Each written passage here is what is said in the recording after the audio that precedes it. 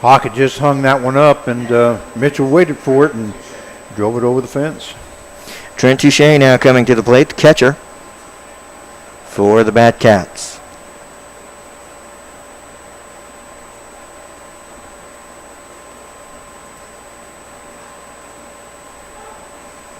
Strike call on the knees and just the outer corner. And 0-1.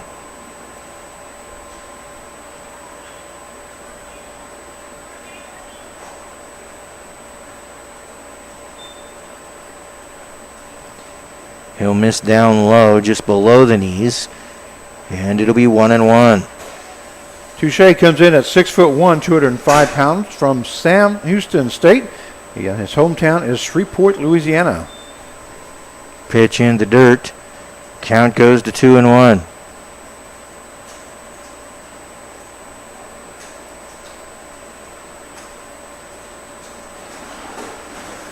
Jams him inside, gets the pop-up foul, and the count will go to 2-2.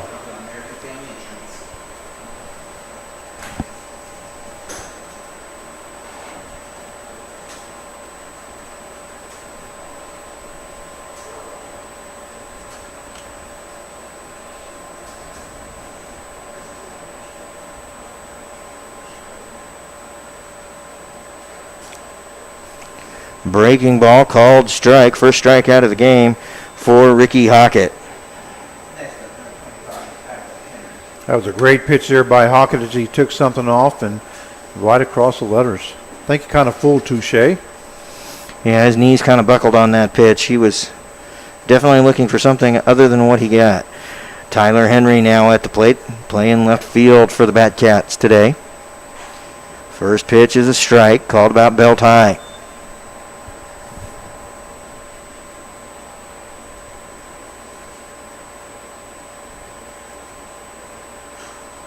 Jams him inside a little bit, fools him, and gets the pop-up for a foul ball, and the count goes to 0-2. Henry is a 5'9", 185-pounder from Kansas City Community College. His hometown is Gardner, Kansas.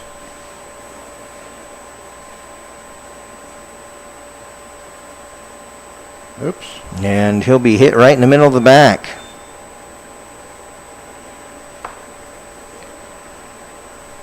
One out, runner aboard, and the designated hitter, Chandler Bloomer, coming to the plate. It's Bloomer, Yep. Sometimes I can't even read my own handwriting very well. Remake that M. Bloomer is a 6', 195-pounder from Barton Community College, and his hometown is Ottawa, Kansas. Inside out's a pop fly into left center. Cassane will camp underneath that one. And there's two away. Chance Ragsdale coming to the plate, playing third base today. Ragsdale's a 6'3", 165-pounder from Washburn University, and his hometown is Weatherford, Texas. Washburn University, home of one of my favorite mascots in all of sport, the Ichabods. Throw back over to first is not in time. Henry back in plenty of time. And Chance Ragsdale coming back out. He will loft one into center field. That will fall in front of Gaston, who misplays it. The throw coming home will not be in time. And Rebels will be down by 2 as Henry scores. Sure, there's going to be an error on that. It's going to be a hit and an error, as he was just not able to field the ball cleanly once it hit the turf. Seth Carnegie now coming to the plate, playing shortstop today. Runner in scoring position, 2 have already crossed. Ball 1 is issued by Ricky Hockett.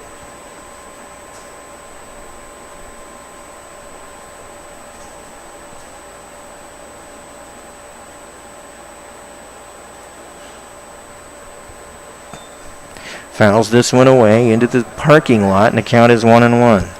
Carnegie, another ball player from Kansas City, Kansas Community College. His hometown is Agency, Missouri, and he's a 6'3", 180-pounder.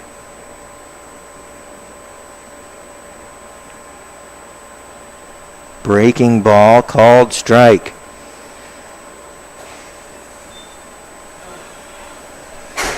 Ragsdale taking that pitch as it was in a location he could have done little with it.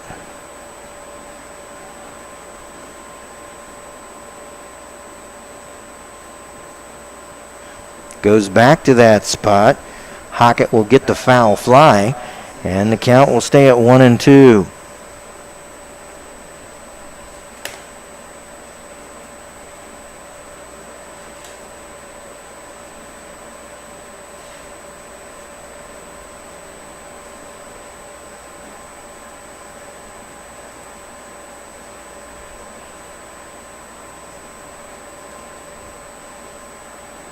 Swing and a miss. And that's a strikeout. Second strikeout of the game for Hockett. But 2 runs score.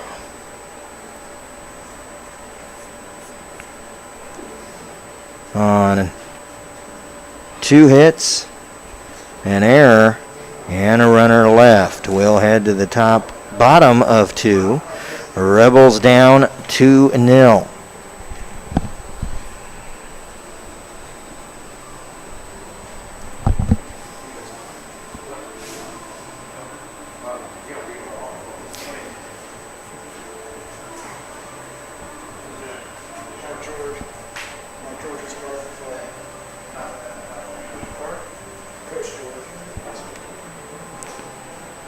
And one of those foul balls busted a windshield in the parking lot. Well, I'm glad it wasn't mine, and I feel sorry for the guy that it was. Where did you park?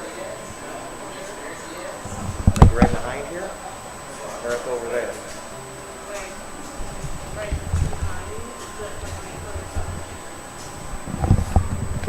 Well, the Rebels are going to have to come back, Chad, like they've been doing all season long almost, falling behind. And they're going to have to make a comeback, and as they're down 2-0 as we go to the bottom half of the second inning. Once again, we had runners on at second and third, and we're not able to push them across with 1 out there in the bottom half of that first inning. Yeah, strikeout and a ground out, and all of a sudden we let him off the hook. Andrew Brotman here to lead things off for the Rebels in the second.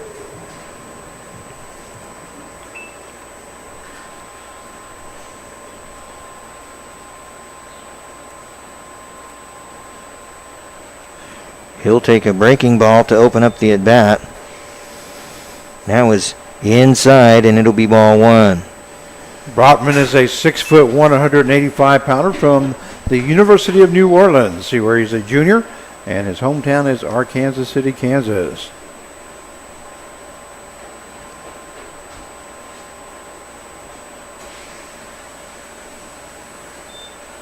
Ball 2 as it stays too far inside.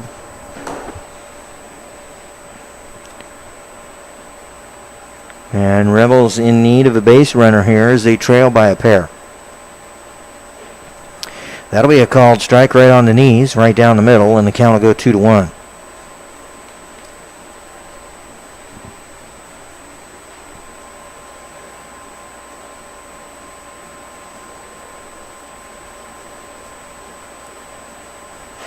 Pitches upstairs and inside, had a little extra pop on it, and it's 3-1.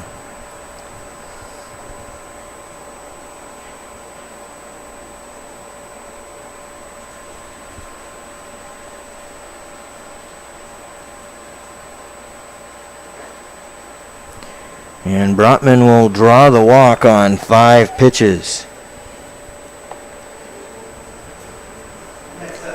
That'll be the first walk of the game charged to Richter.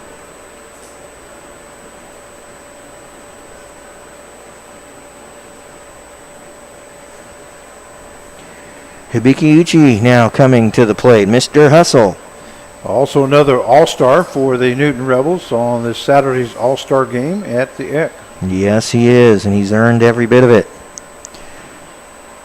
By doing things like that, lays down the bunt, and he's hustling to first, but he will be retired.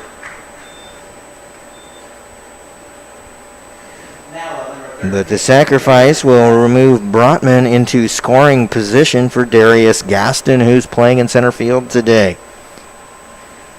Gaston would love very much to put the ball in play, get an RBI, and make amends for that error that he committed in the top half of this inning.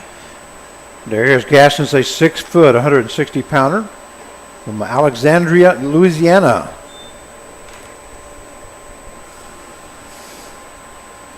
No one the count as he takes strike one.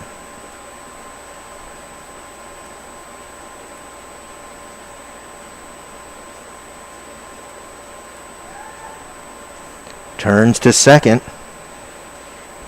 and comes off the rubber and will reset. Count is 0-1.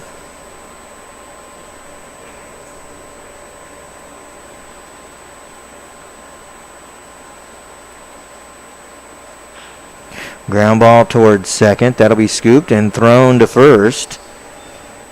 Gaston will be retired. However, Brotman will move to third. Sam Cassane now coming to the plate.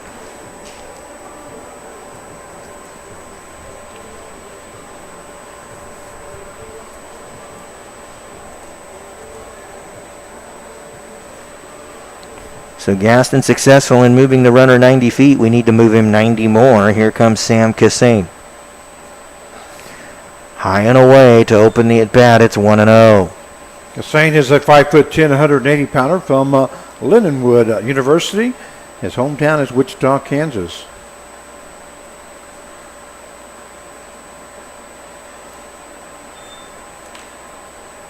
Two and 0 after the pitch tails away from Cassane.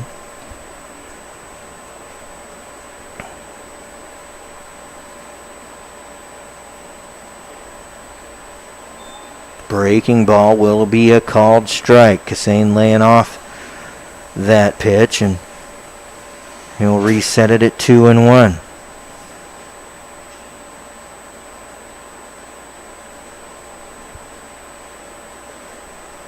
Swing and a miss.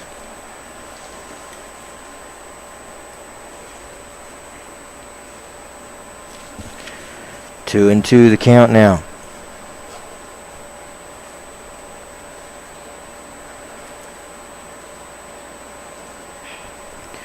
Hard shot into right will fall, and that'll score the run. He's going to try for two. And he's aboard with a double. Sam Cassane with an RBI double. Great job by Cassane, just staying with that pitch and drove it towards the line and was able to get that double and an RBI.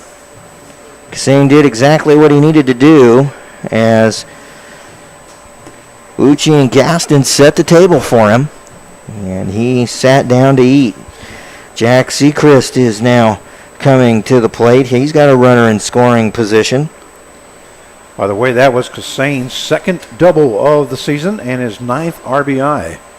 Good spot for that as it sets the score at 2-1. Sechrist takes pitch upstairs, and it's 1-0.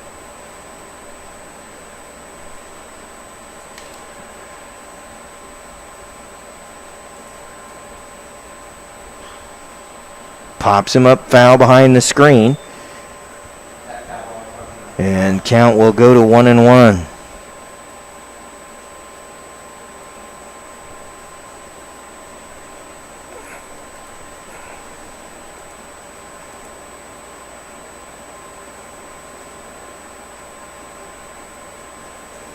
Wild pitch.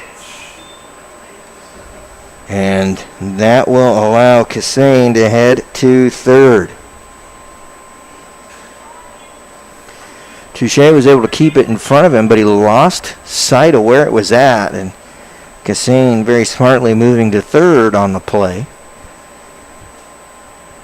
And 2-1 count to Sechrist. Sechrist is going to break a bat and reach on first. Little hustle down the line, and it's an RBI single for Jack Seacrest. Game tied as Cassane now comes home with the second run of the stanza for the Rebels. Nolan Riley now coming to the plate. He had a single in his first appearance, that coming last inning when he dumped one into center field. We'll see how they score that, whether they give Ragsdale an error or not. That kind of took a funny bounce on him, and it went up his arm and was not able to contain it. He did a full pirouette on that play as well. 0-1 the call as pitch comes just under the elbows of Riley. 0-2 the call. Riley shaking his head. He thought it was outside, but it is what it is.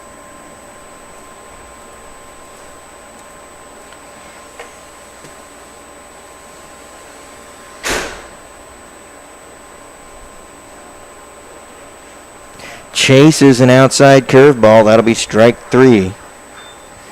Second strikeout of the game for Richter.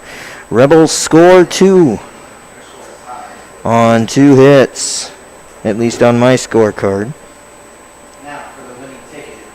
And a runner is left. By the way, they did give an error to that third baseman. All righty. And that wipes away the RBI for Sam Cassane.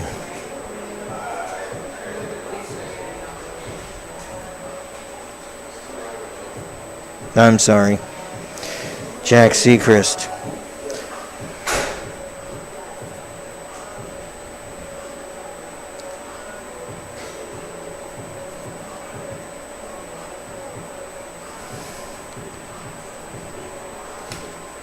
Well, the Newton Rebels did answer the bell there against the Batcats as they scored 2 runs there in the bottom half of the second innings. That's good to see. Yeah, so we head into the third with this thing all tied up again. And quite honestly, needing one of these two teams to start taking control of the ball game.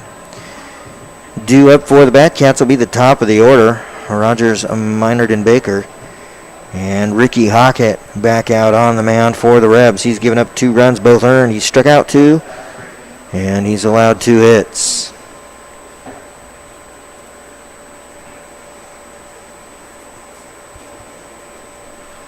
Rogers only comes in batting .182 as he's appeared in 30 ball games, has been up to bat 110 times, has 20 hits. He'll bounce this one off of the inside of his front foot, and that'll be strike 1 of the at-bat.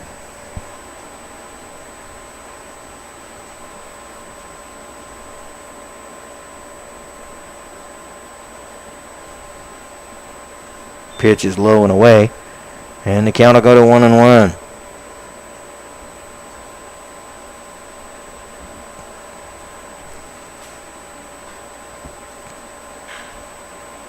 Fly ball into left. Snatched right out of the air by Sam Cassane. What a great job there by Cassane as he took off to his left and just stuck his glove out. I wasn't sure if he was going to get that to that or not, but that was right in his glove. Yeah, he wasn't going to be able to get to a point where it was going to be coming down on him. He had to go up and get it, and go up and get it he did.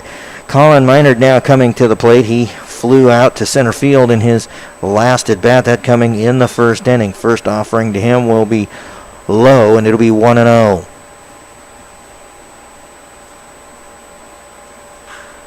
Ground ball will be scooped, and the throw to first will be in plenty of time as Martinez will record the put out from shortstop. And that'll bring up Jake Baker.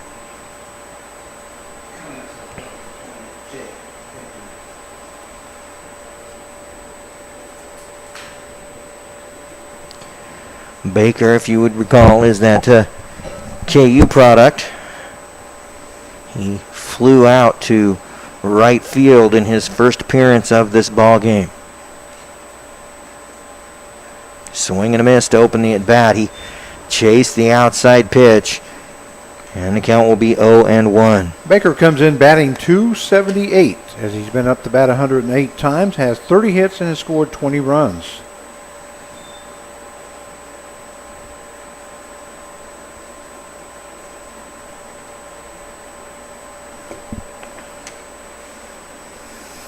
A 1-1 count. Pitch will tail just off the outside corner and maybe a skosh high out of the zone. Count is 2-1.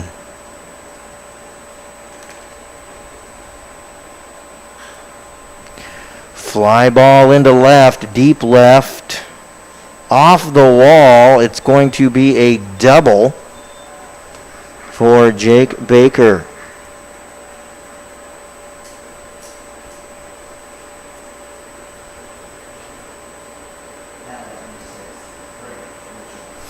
Brady Mitchell coming to the plate. He had the home run to open up the second inning. Caught a hanging breaking ball and deposited outside the left field wall. He's got a runner at second and 2 away. Pitch is in the dirt, 1-0. Mitchell comes in batting .308 as he's been up to bat 91 times, has 28 hits, and scored 17 runs. He's looking to break the second tie of the ball game right here. Ground ball will get through to left field. Up and throwing. The call play at home is not going to happen. And it'll be a single for Brady Mitchell. Second RBI of the game for him as Baker is safe at home. And Mitchell will move to second on a fielder's choice. Rebels back down 3-2. And Trent Touche coming to the plate. He struck out looking in his last at bat, that coming in the second inning. Your score 3-2 now in favor of the Batcats. Well, that's too bad because that's last night it happened twice where they scored with 2 outs in the inning and were able to get some runs across. Breaking ball from Hockett hangs upstairs. Too high to swing at, and it's 1-0. When you come back and score 2 runs to tie the ball game up, you want to try to shut them out as much as possible, and we thought we were on our way there with the 2 outs, but not able to do it. Yeah, we had seized a little bit of momentum, and now we're kind of conceding a bit of it back. 1-1 the count after pitch is called a strike on the inside corner to Trent Touche. Virtually no wind at the ballpark this evening. That's a rarity for the state of Kansas. Pops him up. Foul. Uchi gives chase, but unable to get to it. And he is visibly upset. He wanted to make that play. That man hustles more than anybody I've seen in a really long time. 1-2 the count to Trent Touche. He's got a heart of a lion, doesn't he? Yes, he does.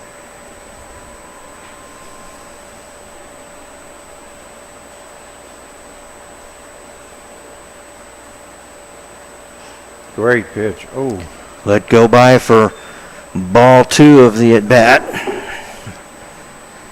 You put that pitch right where he put it 10 times, and 9 times it'll be a strike.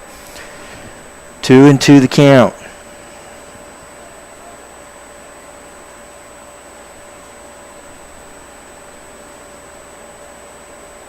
This one down in the dirt and off the plate by a good 6 inches. Count goes to full.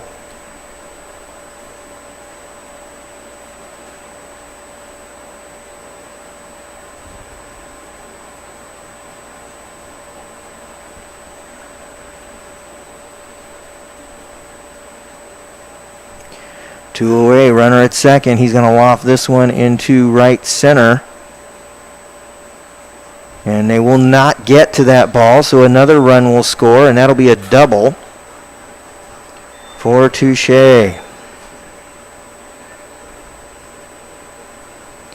Rebels down by 2 again, 4-2 here in the third. And Tyler Henry coming to the plate. Henry was hit by a pitch in the second and later scored. Touche just recorded his 35th RBI.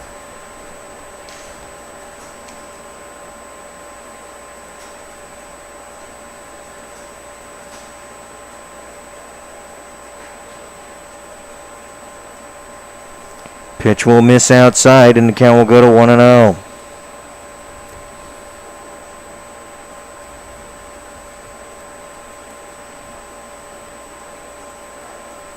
Pitch will catch the front knee and even the count at 1s.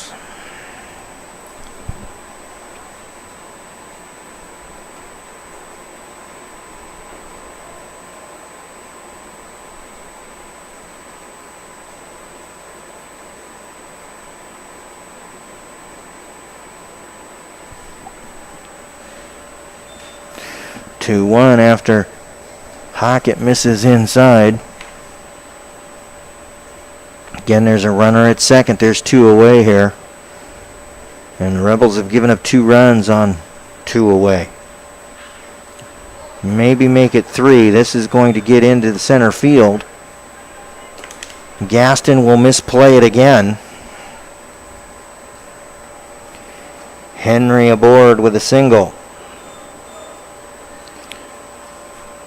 Well, with 2 down, 2 doubles and 2 singles. Scored 3 runs for the Batcats.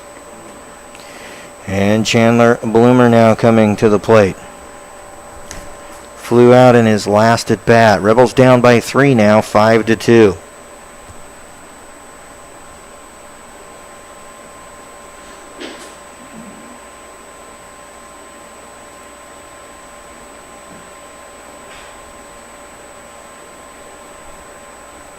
Grounded right towards Martinez. He'll step on second.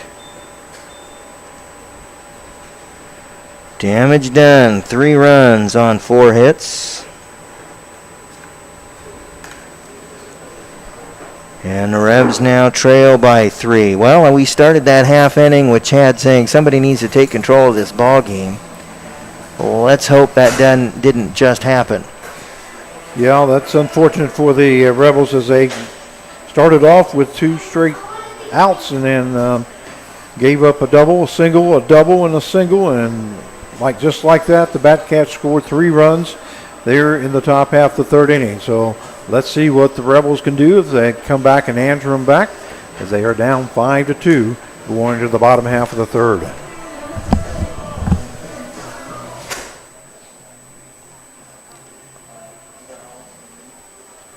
I'd like to remind you that the Newton Rebels will be in action tomorrow night as they will face the Great Bend Batcats.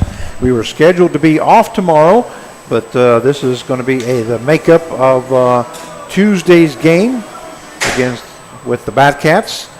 And then we'll have a night off on Saturday and Sunday. We will have the All-Star game on Saturday night at Wichita State University at the Eck. Game time scheduled for 7 o'clock. We do have 7 Rebels that have made the All-Star list, so congratulations to them. And also Coach Brett Clark will be on one of the squads coaching as we go to the bottom half of the 3rd. And here's your play-by-play announcer, Chad Fry. Due up for the Rebs, a couple of those All-Stars, Lincoln Andrews and Enzo Bonventre, and they need to get something started here as the Rebs are down by 3. In the bottom of the 3rd, it's 5-2. Joe Richter on for his 3rd inning of work for the Batcats. He'll send one well outside into the next batter's box. And Andrews will take ball 1.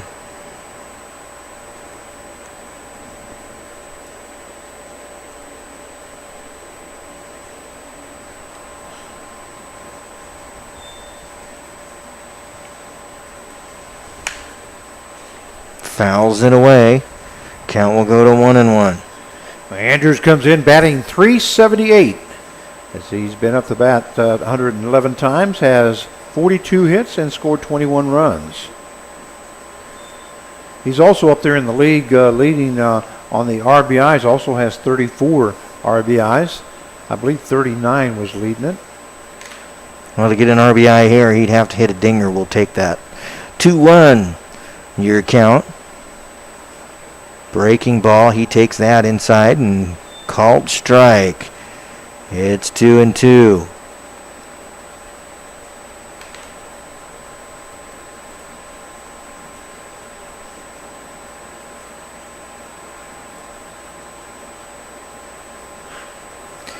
He's going to go down and get one and deposit this into center field. That'll be a single for Lincoln Andrews.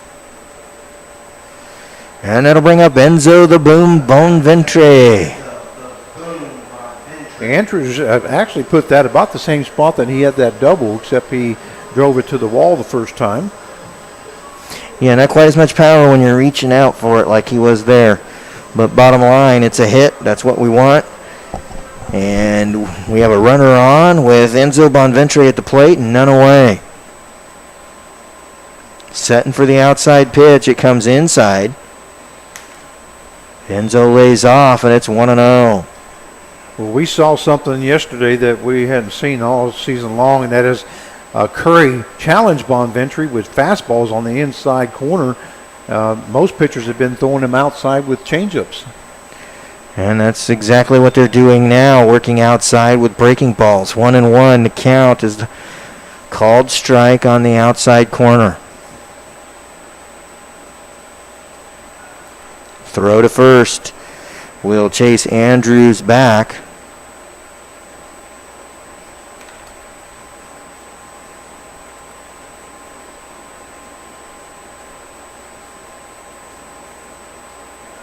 Throw to first, chases him back again. Apparently worried about Andrews over there at first base. Really needs to be worried about the guy at the plate.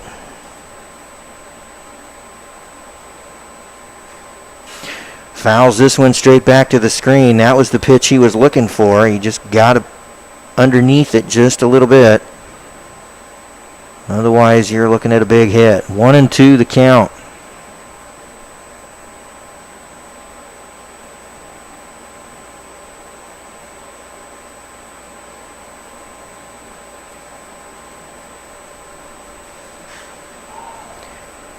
Got underneath this one. That's a pop fly, and that will be caught by second baseman Colin Minard.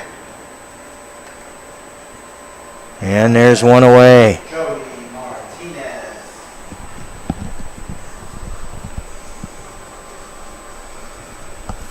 Joey Martinez now coming to the plate. And grounded out in his first appearance. That coming in the first.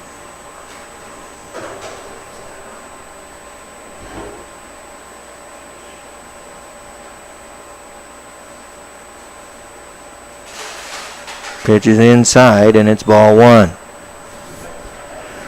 1-0 with one away and a runner at first. We had quite a battle yesterday, Chad, as Zach Curry for the Batcats and then Zach Bravo went head-to-head.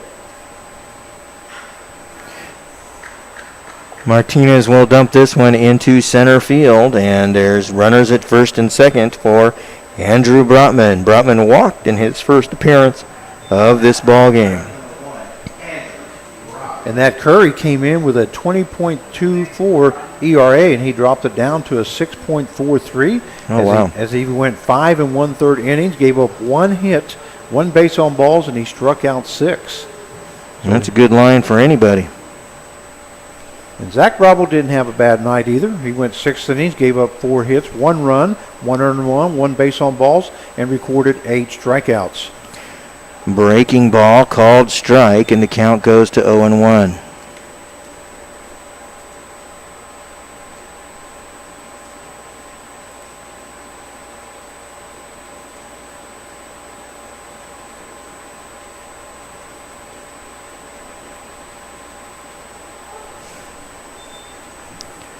That one looked a little low, but it's a called strike, and the count goes to 0-2.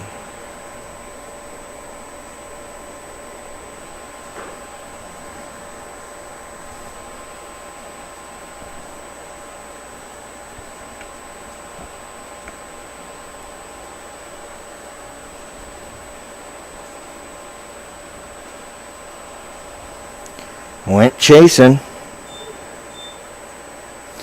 And that'll be the third strikeout of the game for Richter. And that'll bring up Uchi. Laid down a sacrifice bunt in his last appearance of the ball game. By the way, Chad, by those 8 strikeouts by Zach Bravo, he's got a league-leading 61 strikeouts for the season. The second highest is from the Patriots' Haggerty with 43.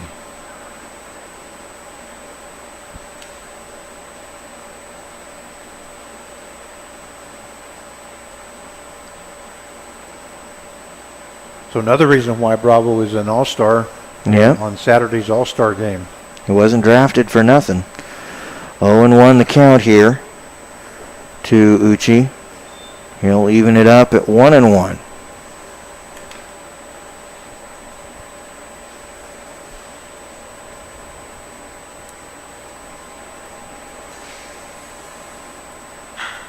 Get out of here. Get out of Uchi here. tags one. Gone. Put a stewardess on that ball. And you could tell Uchi, as soon as he swung that, he just stood there and watched it. He knew. Yeah, he knew. He knew. Some of the rest of us were kind of wondering, but he knew, and that ball is gone. That is a 3-run shot for Hibiki Uchi. And I believe that's Uchi's first home run here this summer. So the man with the heart of a lion swung the bat like a lion right there.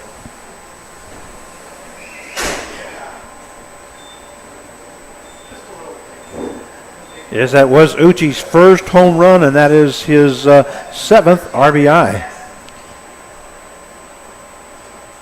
Pitch low and away to open the at-bat to Darius Gaston. Gaston comes to the plate with the score tied 5-5. Grounded out in his last appearance. Breaking ball, he lays off. 1-1.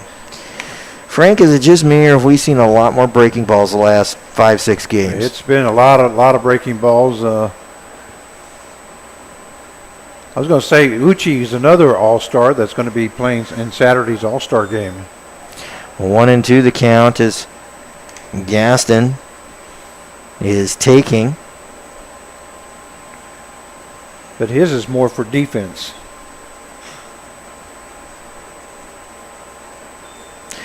Gaston hustling down that line, but not quite quick enough as he grounds this one for the ground out. But Rebels get 3 runs on 3 hits, including the big bomb from Uchi. No errors, nobody left. We'll head to the top of 4. This game tied at 5 apiece. So the Rebels have found themselves a little momentum again here, Frank. We need a shutdown inning, and we need to start some building right now. Well, exactly right. The Newton Rebels did exactly what they needed to do, and that was answer the Batcats back as they scored 3 runs in the top half of the 3rd. Now the Rebels scored 3 runs in the bottom half of the 3rd.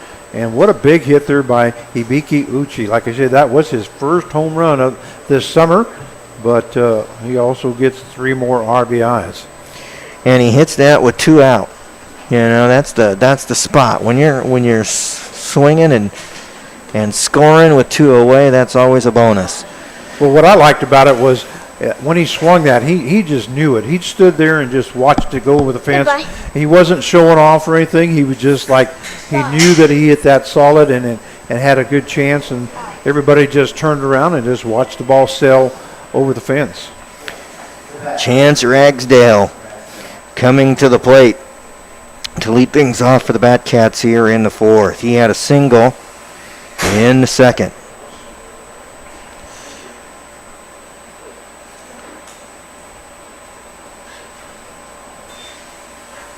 Fly ball out to right on the first pitch of the inning. That will be caught.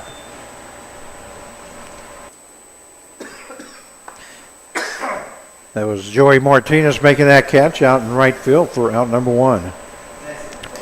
And that'll bring up Seth Carnegie. He was a strikeout victim in the 2nd inning.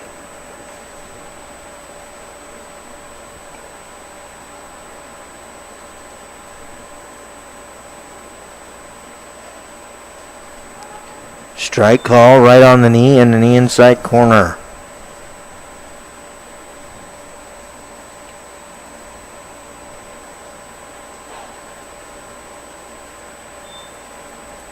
Misses outside, and Hockett sees the count go to 1-1.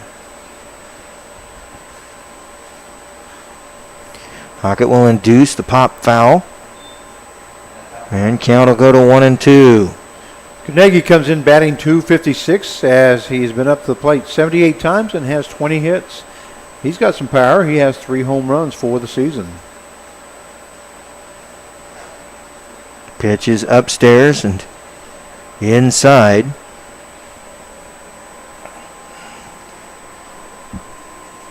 Count goes to 2-2.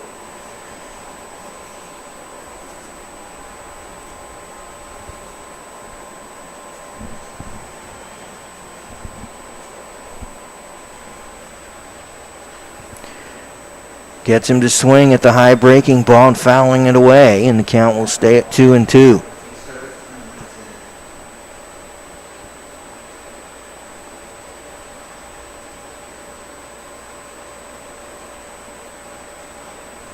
Busts him inside and gets the foul ball. Count stays at deuces. Nagy did a great job there as that was sailing in right at his handles of his hands, and he was able to fight it off. Fights off another inside pitch, and he's going to be able to just get this one into center field.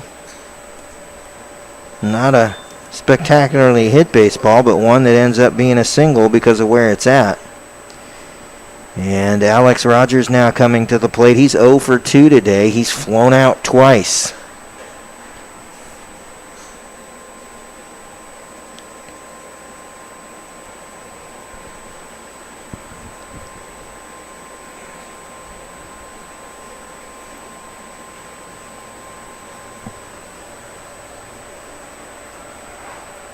Runner going.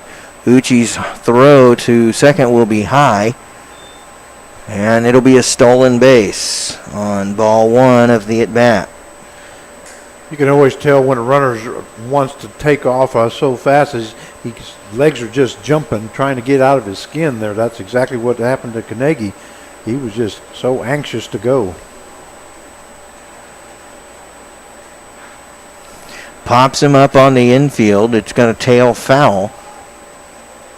And the catch will be made over there at first by Lincoln Andrews. And Colin Minard now coming to the plate. He's 0 for 2. He flew out in the first and grounded out in the third. He comes to the plate with a runner in scoring position, and these Batcats have been dangerous with runners in scoring position and 2 away today. And they remain that way. This is going to fall and get misplayed. And the run will score. Carnegie will score. And Minard will be at first. And the score goes to 6-5. That was going to be a perfect bounce there to Kassane, and just took his eyes off of it and hit off his glove, and Carnegie was able to score from third base. Jake Baker now at the plate. Swing and a miss to open the at-bat.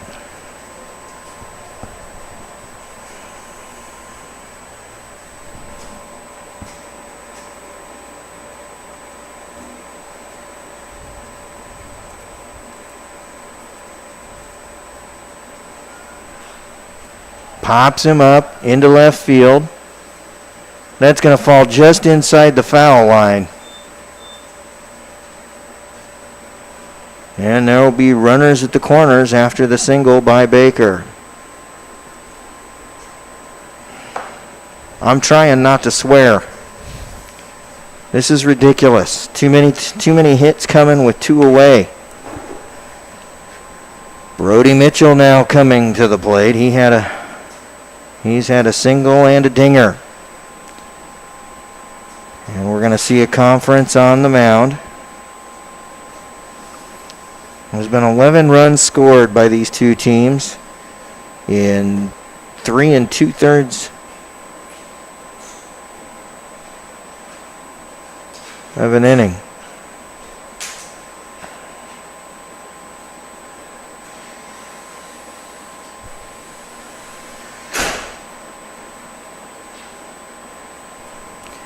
Conference is over.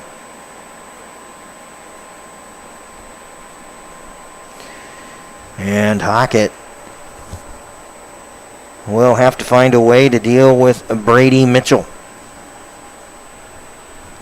Uchi sitting for just a skosh outside. The pitch will come inside. It'll be a called strike on the inside corner.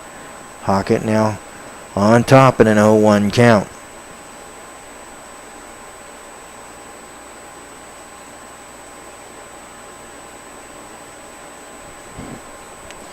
Pitch is low in the dirt, and the count will go to 1-1.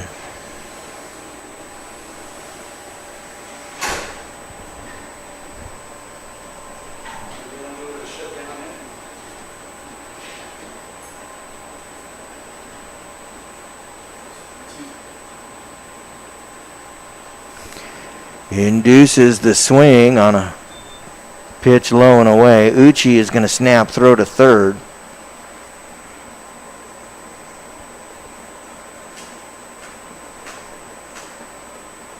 Minard back and plenty of time on that, but it's a reminder he's being watched.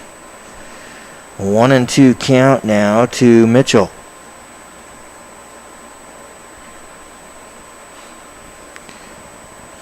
Fouls this one away, back towards the parking lot, and we stay at 1-2.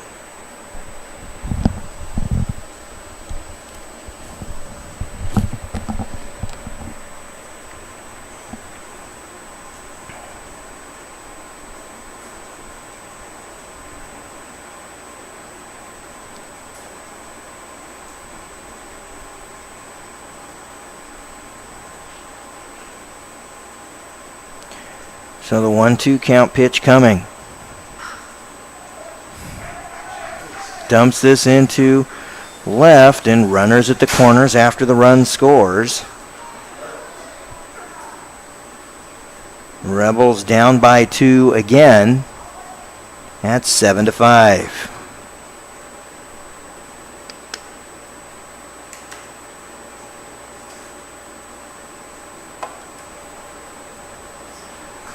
Looks like that's going to be it for Ricky Hockett.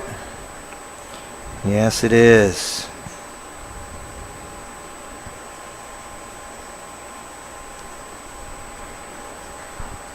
Trent Touche is due up for the Batcats. He's got an RBI double in this game. He's 1 for 2. I'm looking at my scorecard and I'm seeing an awful lot of runs getting scored with 2 away. Looks like number 33, Kyle Landwehr, will be the new pitcher.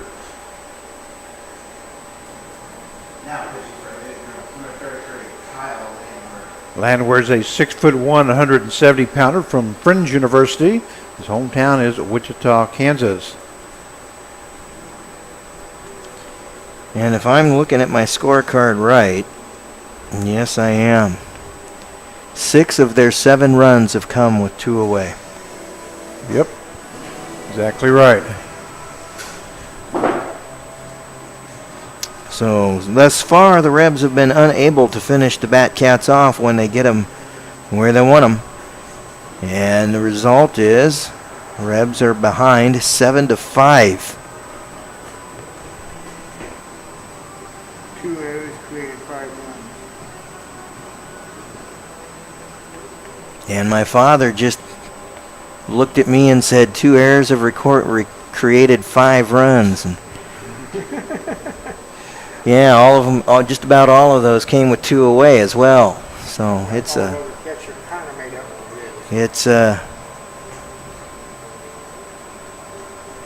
not feeling like the Rebs are playing their best baseball today. We got the final numbers for Ricky Hockett. He went 3 2/3 innings, gave up 10 hits, 7 runs, 7 earned runs. No base on balls, 2 strikeouts as he faced 22 batters. Would have been name. So the Batcats will send Trent Touche to the plate to open up the appearance for Kyle Landwehr. Called strike on the inside corner for Landwehr, and it's 0-1. Again, there's runners at the corners and 2 away. Rebels are down by a pair. They've been out hit 10-7 in the ball game thus far. And he'll hit him on the shoulder with a breaking ball. Loaded bases now for the Batcats, and Tyler Henry coming to the plate. Henry has a single. He was hit by a pitch in the second. He's one of those unearned runs. Landwehr has appeared in 10 games, has pitched 13 1/3 innings, has 16 strikeouts, 11 base on balls, and has given up 11 hits.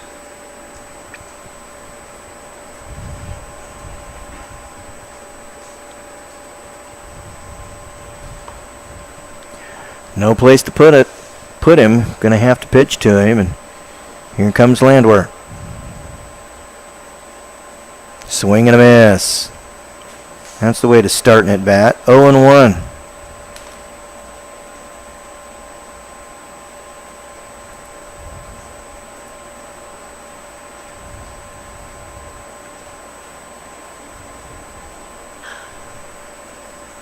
Hard hit ball down third base side, well into foul territory, and the count goes to 0-2.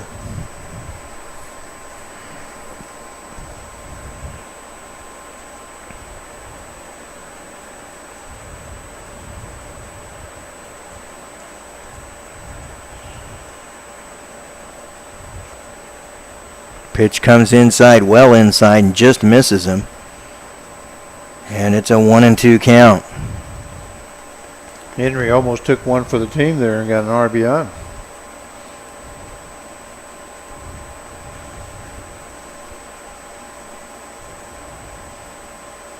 Breaking ball, and that'll be a swing and a miss.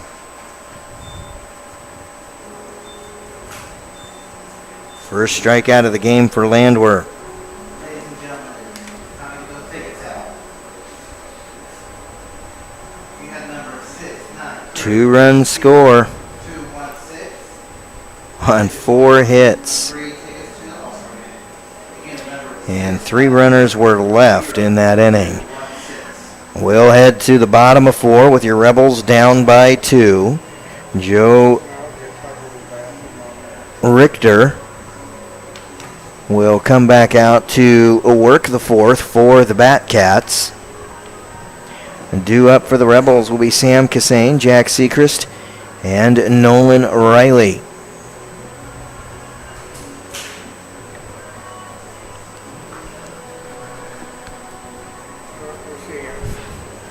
The score is 7-5 in favor of Great Bend. Rebs have been out hit 10-7, and there's 3 errors charged to the Rebels on the scoreboard.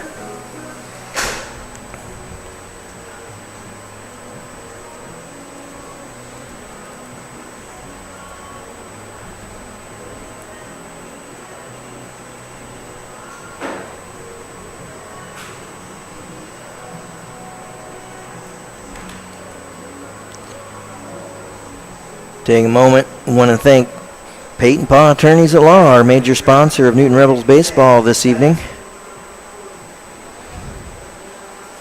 And they picked a decent night for baseball, probably one of the cooler nights we've had in 3 weeks.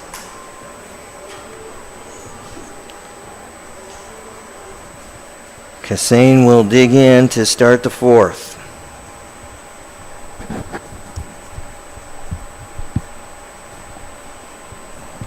First offering will be inside and low, and it'll be 1-0.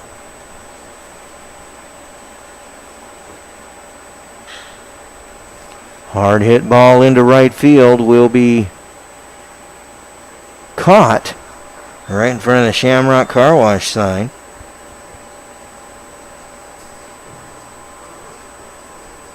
Looked like Kassane had a chance on that.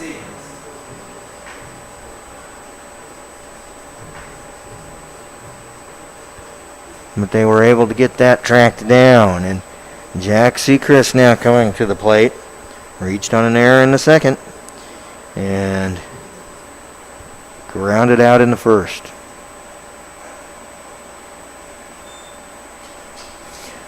Want to know your count as this pitch tails inside and it misses the zone.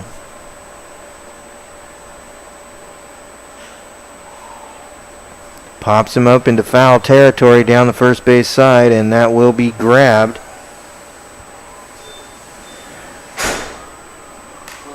By Jake Baker. Nolan Riley now coming to the plate. He had a single in the first and a strikeout in the second.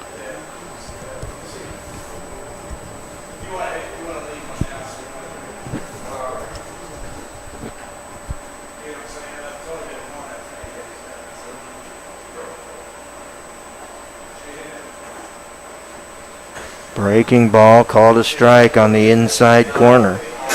And the count is 0-1.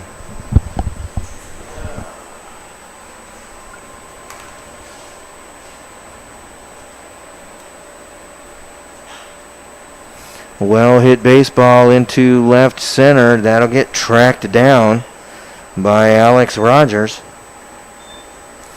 No runs, no hits, no errors, nobody left.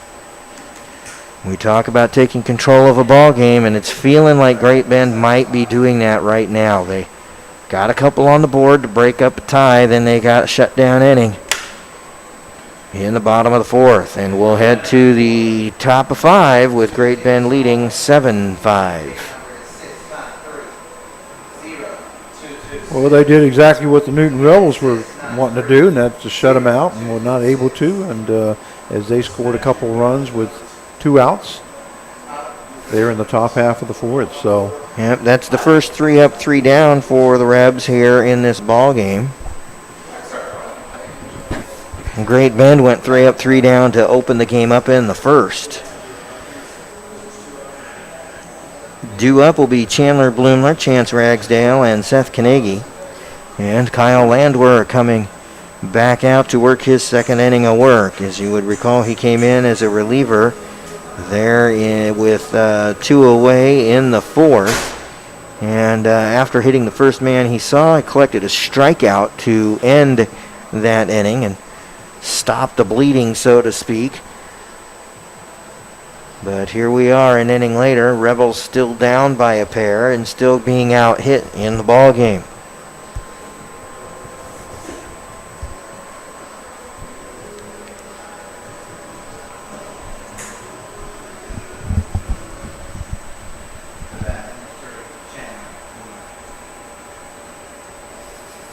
Chandler Bloomer, the designated hitter, coming to the plate. He hit into a fielder's choice in the third, flew out in the second.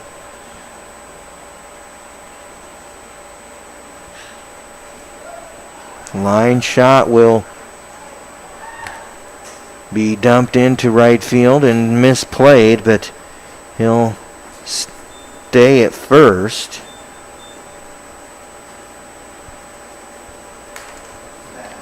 And that'll bring up Chance Ragsdale. and Bloomer records his 16th hit of the season.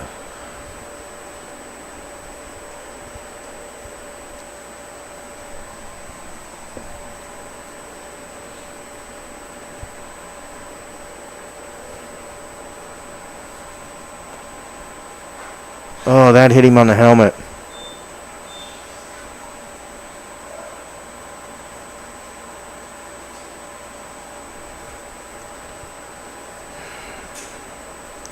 So now there's runners at first and second. And Seth Carnegie coming to the plate. He singled and later scored in the fourth. That's his last appearance of the ball game. Struck out in the second.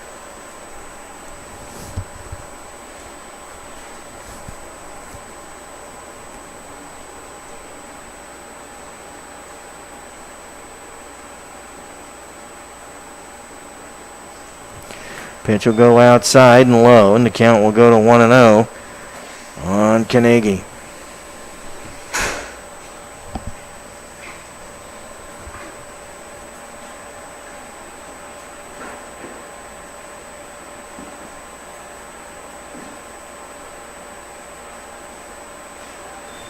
Strike called on the inside corner.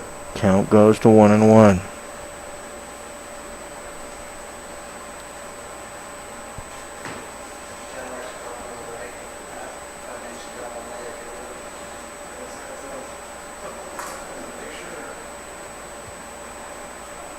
Shows bunt, pops it up. Throw to first. It will be airmailed. And 2 runs are going to score. That's going to be a 2-base error.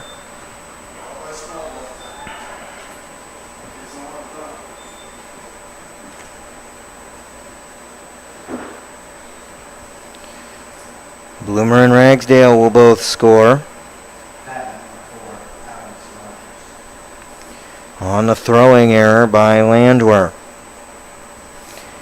And Carnegie will be standing at third after that play is over. Rebs down by 4 now. And Alex Rogers, who's 0 for 3, coming to the plate.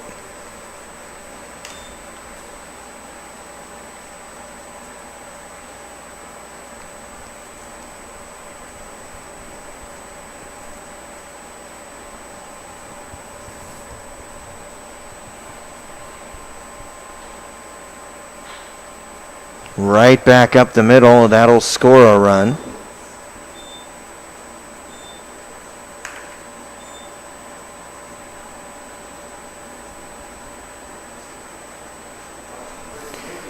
Rebs down 10-5 now.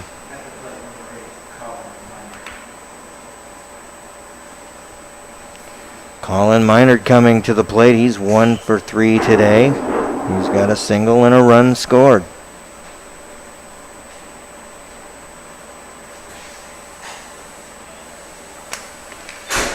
Just misses on the inside corner, and the count goes to 1-0.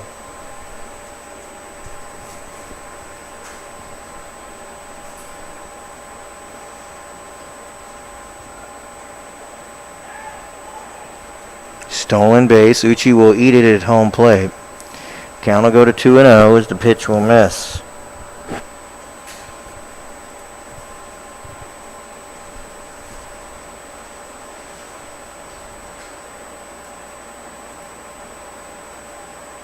Pitch comes inside and high.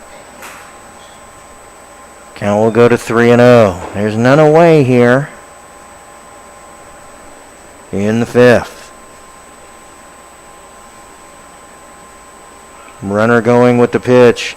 Uchi will throw to third, but not in time. Stolen base. Called strike on the pitch. And it'll be 3-1.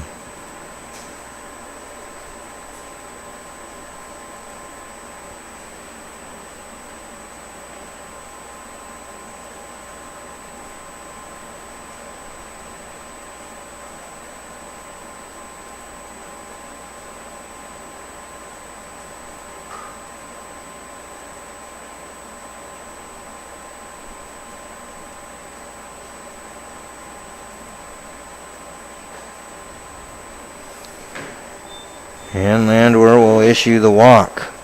Jake Baker now coming to the plate. He's 2 for 3 with a double and a run scored.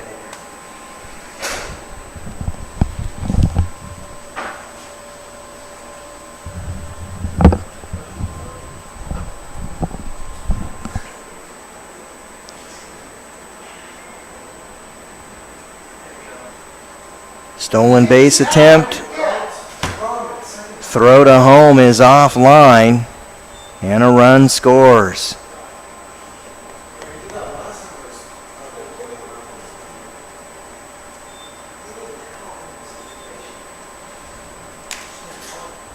And the score goes to 11-5.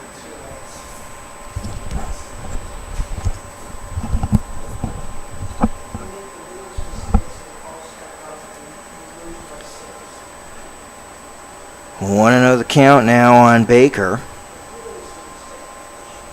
Runner at third. Swing and a miss.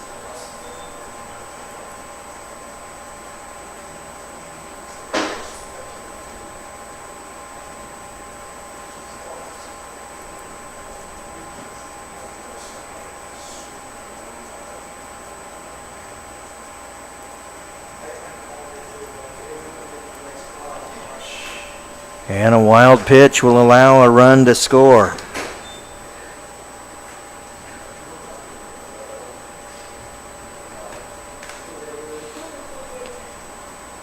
That's the 5th run of the inning. All 5 hitters of this inning have scored.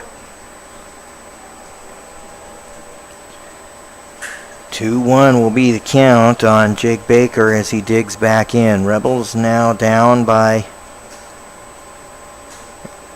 a touchdown and 2-point conversion.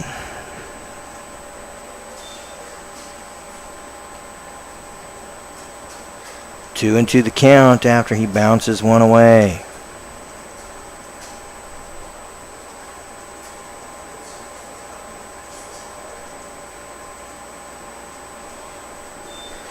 Pitch low and away, and the count goes to full.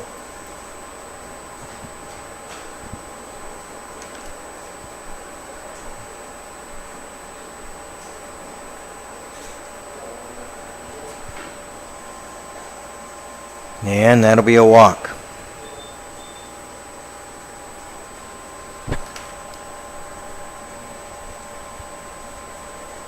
And Clark is going to walk his way out to the mound.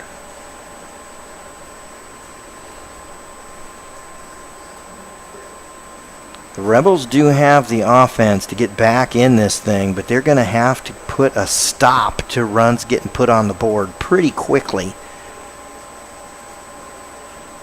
or they're going to find themselves in a spot that pretty much nobody could come back from except maybe the 91-92 Cubs.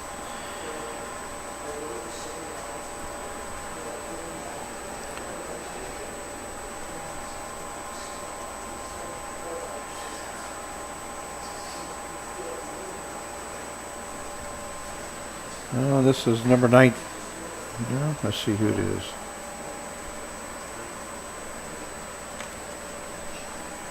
$16.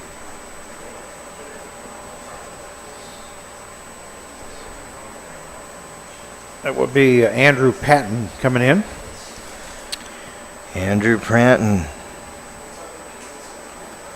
coming on in relief for the Rebs.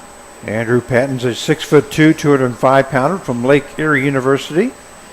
His hometown is Columbia, Missouri. And he's listed as an outfielder on the roster. Patton enters the ball game with the Rebels down by a touchdown. 12-5. And a runner at first and none away. 5 of the 6 hitters the Batcats have sent to the plate in this inning have already scored.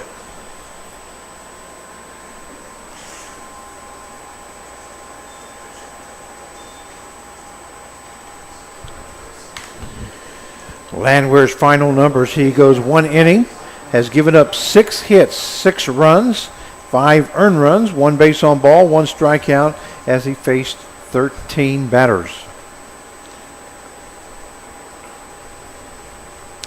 Brady Mitchell now coming to the plate. Of course it's Brady Mitchell in this situation. It's one of those days, folks. He's 3 for 3 with 2 runs scored and 2 RBIs. First pitch is a called strike on the outside corner.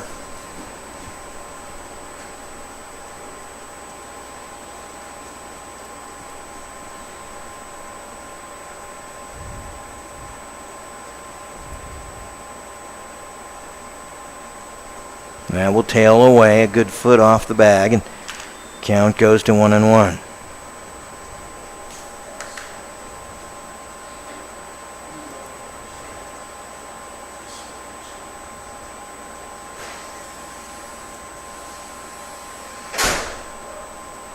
Pitch comes inside, just missing, and the count goes to 2-1.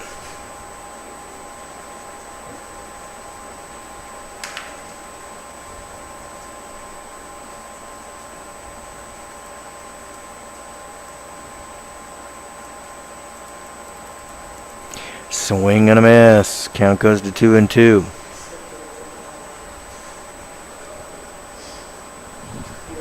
Mitchell was swinging for his second home run of the game right there, but the result is a swinging strike.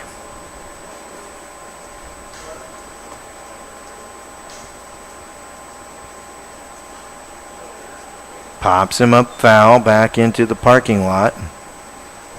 Count will remain at deuces.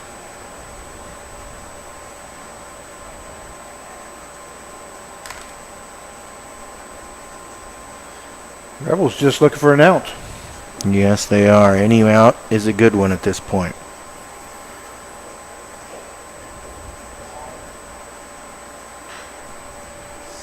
Hard hit ball will go down the third base line and tail foul. And the count will stay at 2-2.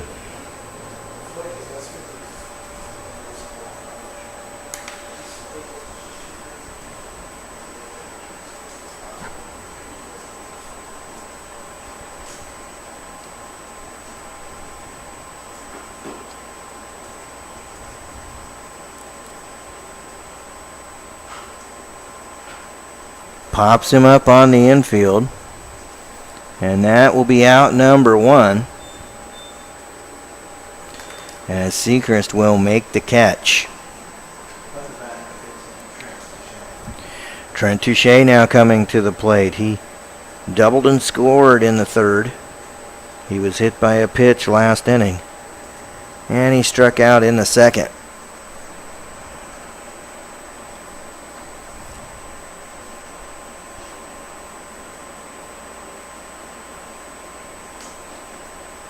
Breaking ball is let go by for ball 1.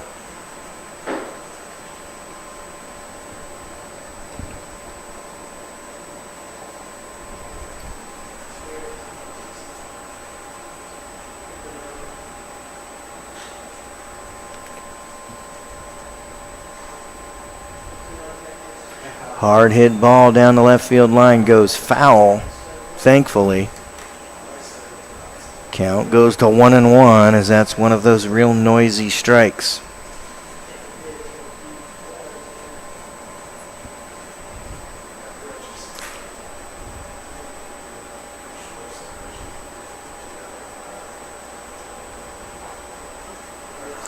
Swing and a miss. Count goes to 1-2.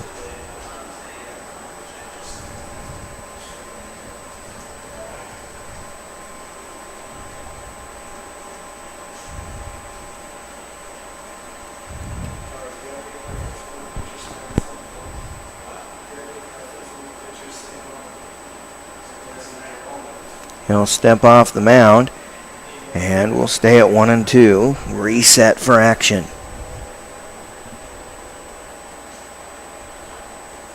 Foul ball is called. That must have caught his shoe, and the count stays at 1-2.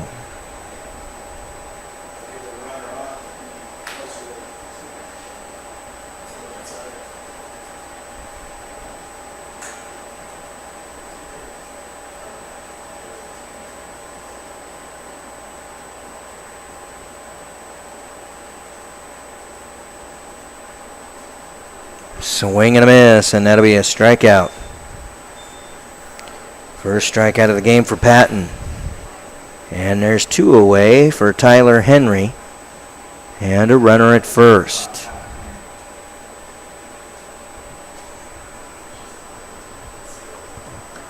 And the Batcats send the 9th batter up to the plate here in this inning.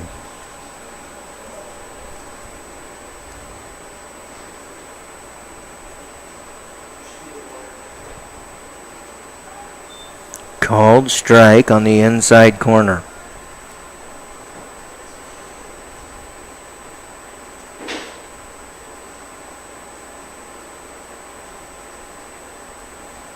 Breaking ball called strike, 0-2.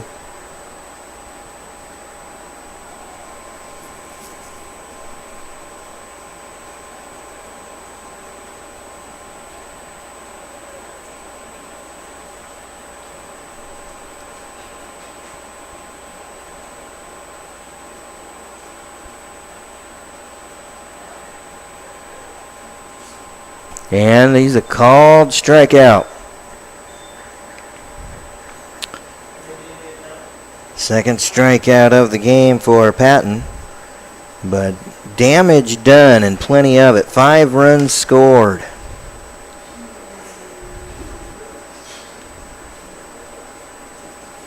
On 3 hits. And a runner is left.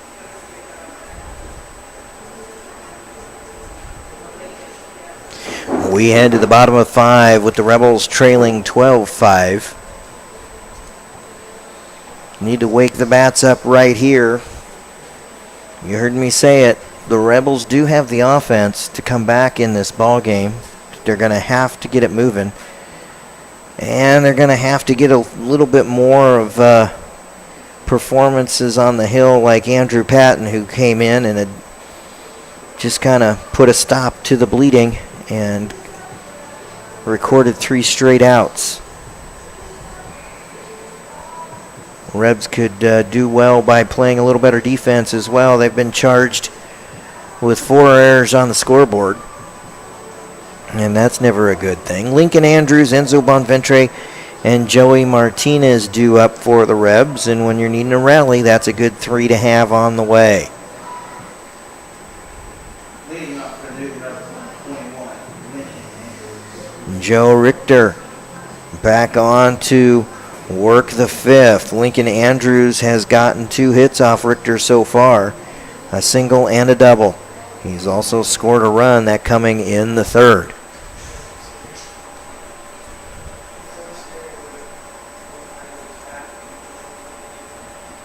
Pitch is well outside into the next batter's box, 1-0.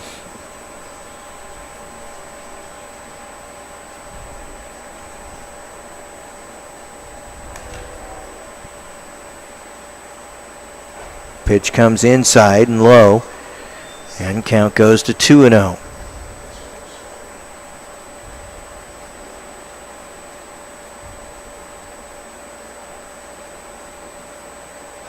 Swing and a miss for Andrews. Count goes to 2-1.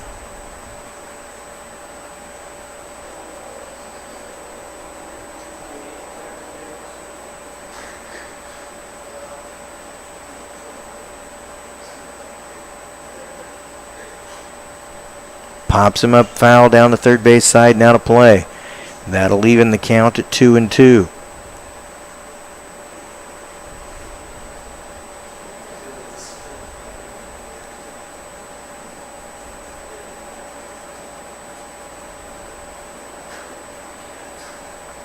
Time asked for by Andrews is granted.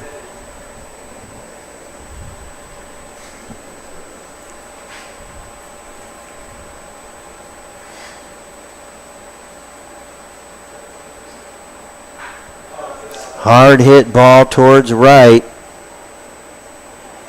Put a stewardess on that. That's a dinger.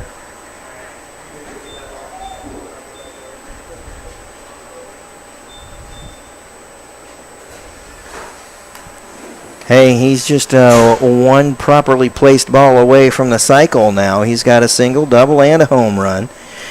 So he gets himself a run scored and an RBI right there, and the Rebels get one back on the board. It's 12-6 with Enzo Bonventre coming to the plate. Enzo 0 for 2 today. Looking for his first hit off of Richter. That comes well inside. Just misses his belly, and the count is 1-0. And that was Lincoln Andrews' 7th home run of the season and his 35th RBI. Well, Lincoln really did get a hold of that ball. Rebels now have, 2 home runs in this ball game, and neither one of them were really much of a doubt. Pitch is in Enzo's eyes, and the count goes to 3-0.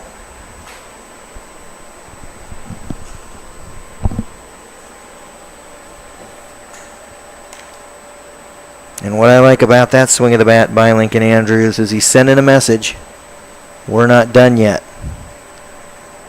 It's only the 5th. And he's very much right.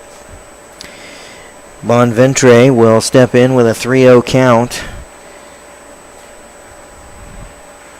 seeking his first hit against Richter today. Called strike on the inside corner.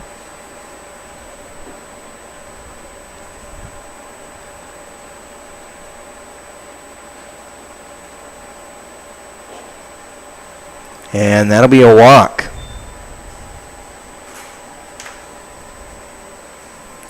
Joey Martinez now coming to the plate. He had a single in the third. He turned that into a run in the third.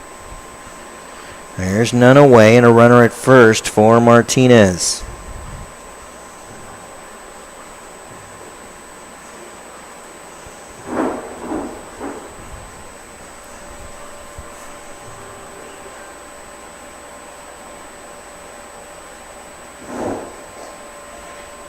Pitch comes inside, thigh high, just misses the inside corner.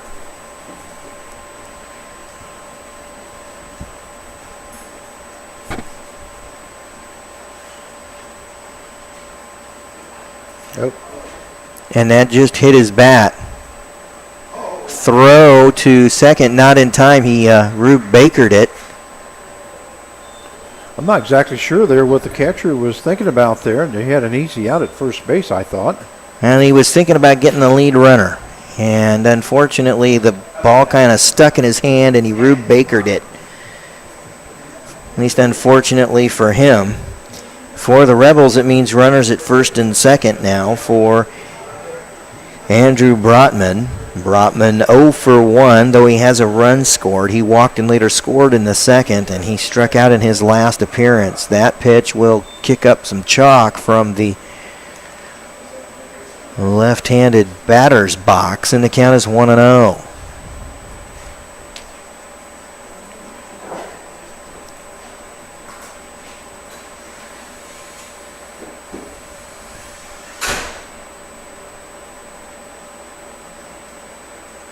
Bender is off the plate. Count goes to 2-0.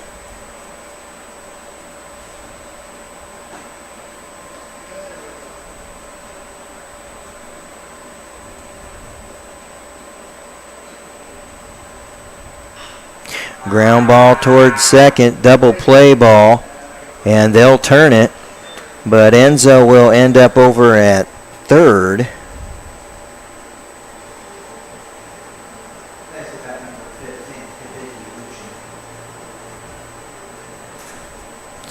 And that'll bring up Hibiki Uchi.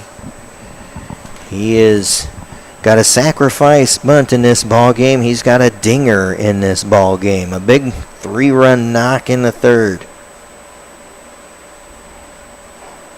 Thought about chasing a inside pitch and thought better of it. 1-0. That's the same thing that kind of led to that weird play at second base. Called strike on the knee.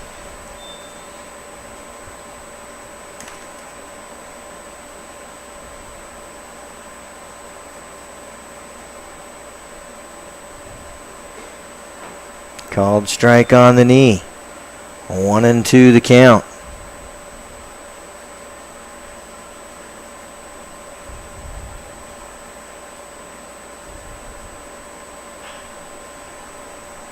Hard hit ball will tail foul down the first base side.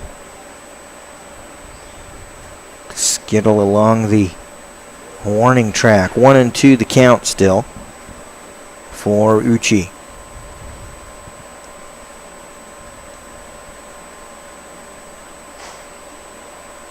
Pitch is away. Uchi lays off and the count goes to 2-2.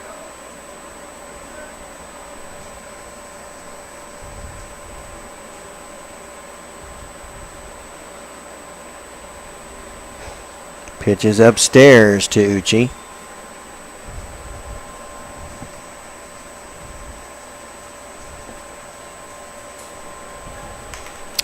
Count now full. There's 2 away with a runner at third.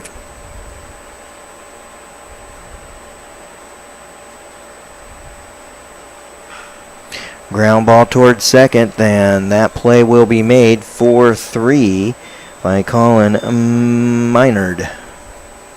So Rebels enter the fifth down by a touchdown. They get the Rouge. That's 1 run on 2 hits.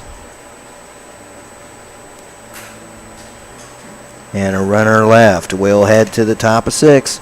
Rebels down 12-6. Looks like Patton is going to come out to work the 6 for the Rebs. And due up will be Bloomer, Ragsdale, and Carnegie, the 7, 8, 9 hitters. But hey, those are the same due-ups that we had in the top of the 5th, as that 5th inning stands as a rough one. The first 5 hitters of that inning scored before Patton came into the ball game and found a way to retire 3 straight. Your score 12-6. Rebels have been out hit 12-9, and if they want to lead, and they do lead on the scoreboard in one place, it's one you don't want to be. They lead this game in errors 4-0.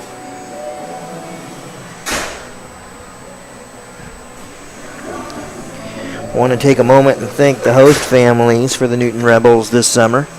We're going to thank Connie Miller, Joe Pedlow, Brent and Michelle Kaufman, Robin and Christopher Eshelman, Aaron Eshelman, Tammy Schmidt, Chad and Joni Considine, and Zach Bravo. 0230. You are the lucky numbers.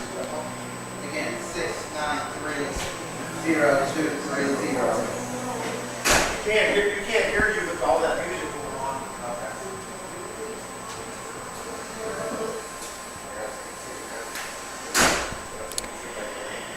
So we're ready for play here. In the 6th, Chandler Bloomer due up. He is 1 for 3 with a run scored. Inside out's a pop fly into right field. That should be caught and is caught. Martinez squeezing that ball. Chance Ragsdale now coming to the plate.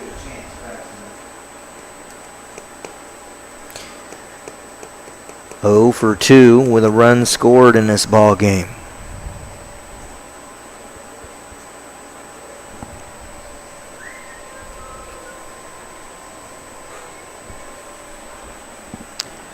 Called strike to open the at bat.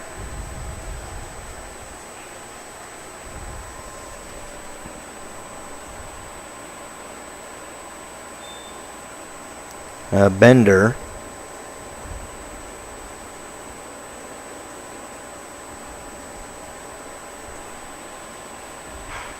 Ground ball towards Sechrist at second. He charges hard. That infield is having balls die along infield grass. Sechrist will make the play. And there's 2 away. Seth Carnegie coming to the plate. 2 for 3 with 2 runs scored and a stolen base in this ball game.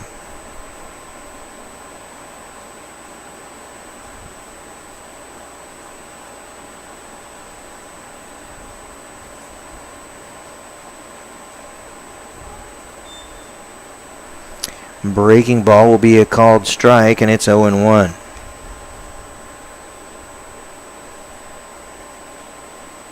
Pitch in the dirt. That gets away from Uchi, but there's nobody on, nobody hurt. 1-1 the count.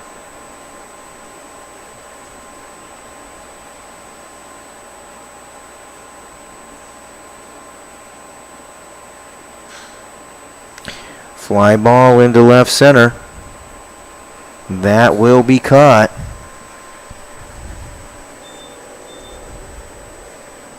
Sam Kassane getting to that ball and making the play. So for just the second time in this ball game for the Batcats, it's no runs, no hits, no errors, nobody left, and nobody reached in the 6th. And due up for the Rebs in the bottom of the 6th as they're seeking a touchdown to tie will be Darius Gaston, Sam Kassane, and Jack Sechrist.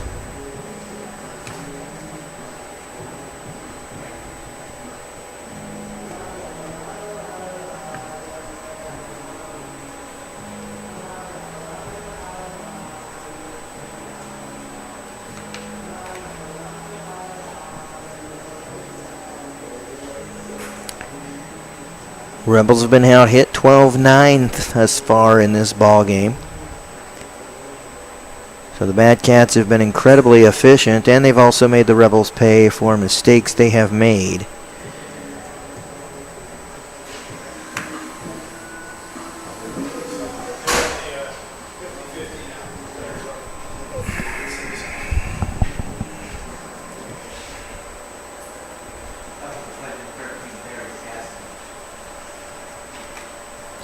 Gaston now coming to the plate. He is 0 for 2, grounding out twice in this particular ball game. Shows bunt, pulls it back. He's got the wheels. It's just with where he's been putting the ball, they've been able to get him at first. 1-0. Shows bunt, pulls it back, called strike. Gaston gives a long look at the umpire, but at the end of the day, it's 1-1, and he's still got a chance to get on, so time to take care of some business. Shows bunt, tries to put it down, but is unsuccessful as it's a foul tick. And now Gaston faces a 1-2 count here in the the sixth.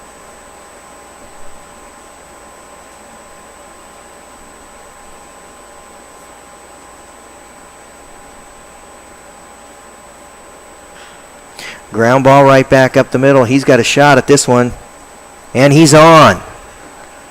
He beat the throw even if the throw was dropped.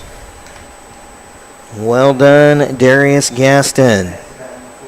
He just find the gap, didn't he? Yes, he did. He put that ball where he needed to put it, and he hustled down the line. And, man, that kid's got some wheels. He can get there, and that's exactly what he did. Well, that's why he's playing center field, is for, speed getting to the ball. Sam Cassane now coming to the plate. 1 for 2. He's got an RBI double in this ball game. Wow, line shot right at the first baseman. Gaston was able to just get back in time to prevent the unassisted double play.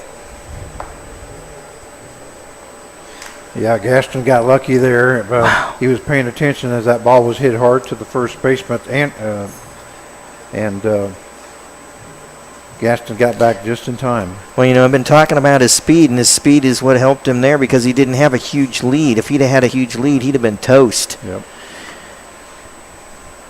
Breaking ball to open the at-bat to Jack Sechrist, and that'll be ball 1.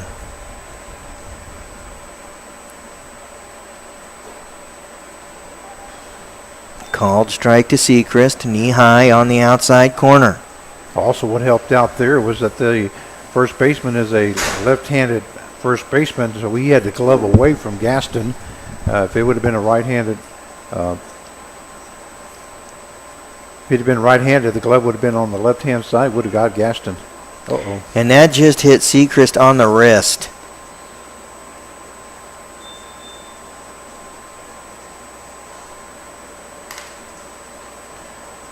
Oh, man, I'm having flashbacks to Jack Layton. I don't know if Jack's watching or listening or if he even cares. But, man, we're still thinking about you here in Newton, Kansas. Hit by pitch to Jack Sechrist. It was a play just like that ended Jack Layton's season a couple years ago. They actually called a foul ball and a strike because it hit him so hard that it sounded like it had hit the bat, but it broke a bone in his arm.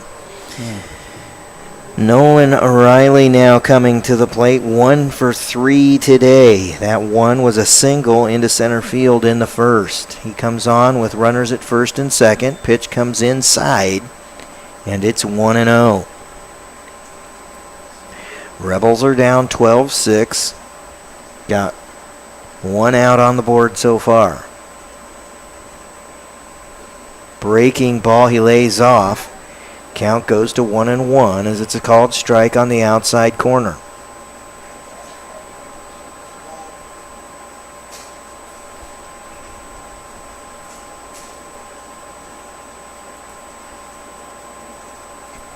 Pitch tails away and the count goes to 2-1.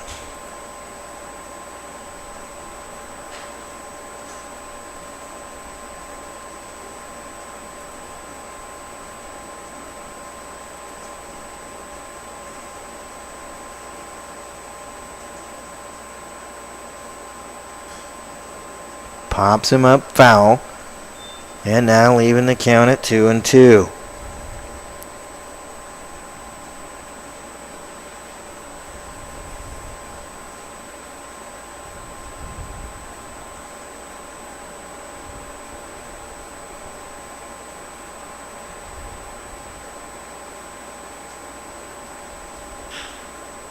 Hard hit ball towards third. He'll step on third to retire Gaston, and that'll be a double play.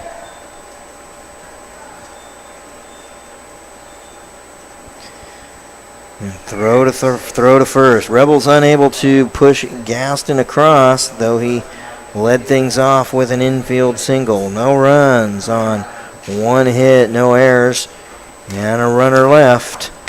And we'll head to the top of 7. Rebels down by 6.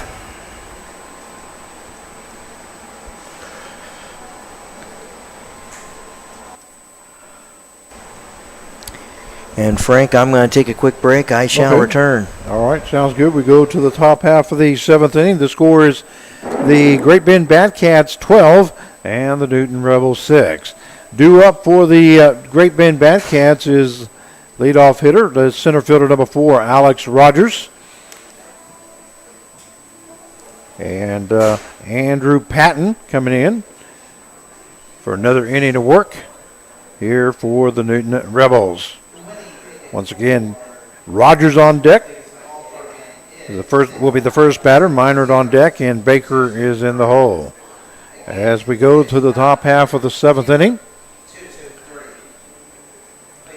I'd like to remind you once again on the schedule, it shows that the Newton Rebels are off tomorrow, but they do have a rain-up makeup date against the Great Bend Batcats. That starts tomorrow at 7 o'clock. Join us on air around 6:50. So Alex Rogers, who's playing center field here this evening for the Great Bend Batcats, comes up here in the top half of the 7th inning. He is 1 for 4 here tonight, as he got a base hit his last time up and an RBI. Also scored a run. Flown out to right field, flown out to left field, and also popped up one to the first baseman. First pitch by Patton is called strike 1. So the count is no balls, 1 strike now to Rogers, as we are in the top half of the 7th inning. And here's the pitch. Breaking ball, swing and a miss there by Rogers, and the count goes no balls and 2 strikes. The nice pitch there by Andrew Patton, as he took something off of it, and Rogers could not catch up to it. And here's Patton's pitch. Fastball, swing and a miss there by Rogers, as he goes down swinging for out number 1. That will bring up the second baseman, number 8, Colin Minard. Minard is 1 for 3 here tonight, as he got a base hit in the 4th inning and scored a run, also an RBI. Got on a walk in the 5th inning and also scored a run. Has grounded out to the shortstop and flew one out to the center fielder. First pitch is ball 1, I believe. Here's the pitch. That one missing high. So the count goes 2 balls and no strikes. To Colin Minard, who's playing second base here tonight. That one's popped up in the infield. Segrist backing up, and Martinez was now called him off and makes the catch out in right field. So Joey Martinez taking charge out in right field, as there is now 2 down here in the top half of the 7th inning. That will bring up the first baseman, number 20, Jake Baker. Baker is 2 for 3 here tonight. That pitch in there by Patton, in there for call strike 1. Baker flew out to right field in the first inning, got a double in the 2nd and scored a run. Got a base hit in the 4th and was left stranded at third base. And in the 5th inning, reached on a base on balls and was left stranded at first base. No balls, 2 strikes now to Jake Baker, as there is 2 down here in the top half of the 7th inning. And here's Patton's pitch. Fastball missing outside for ball one. 1-2 now the count to Jake Baker.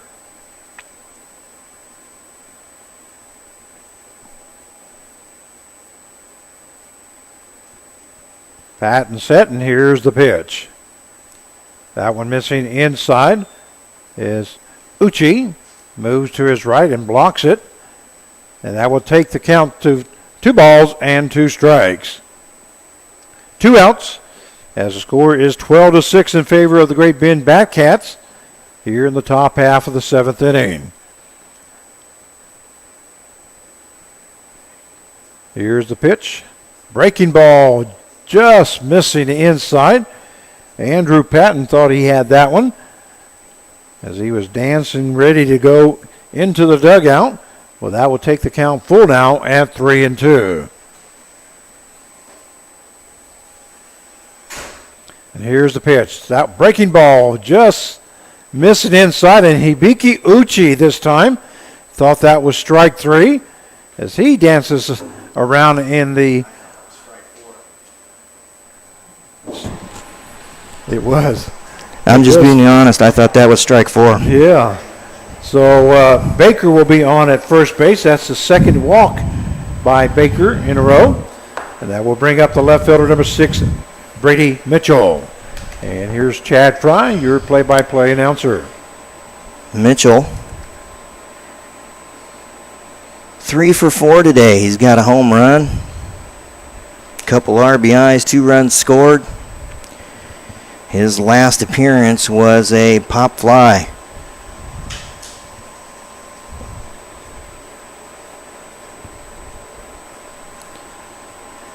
First offering is low and away, 1-0.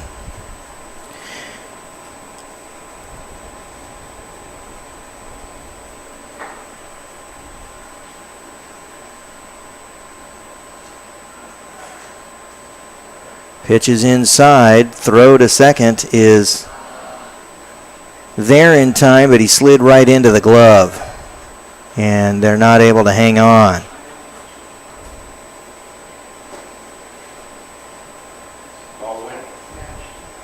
That ball went out into center field, and Baker ends up at third base. 2-0 the count to Brady Mitchell.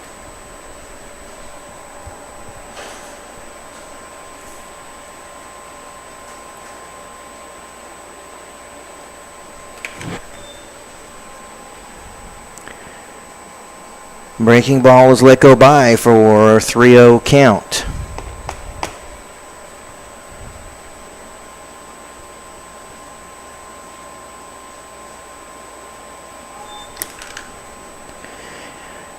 Catches the inside corner. Count goes to 3-1.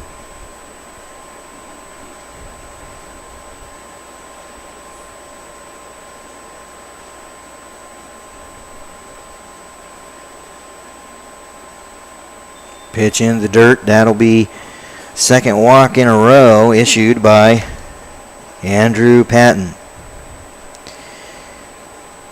Trent Touche now coming to the plate. He's got a double, a run scored, and an RBI in this ball game. He was hit by a pitch in the 4th. He's also struck out twice.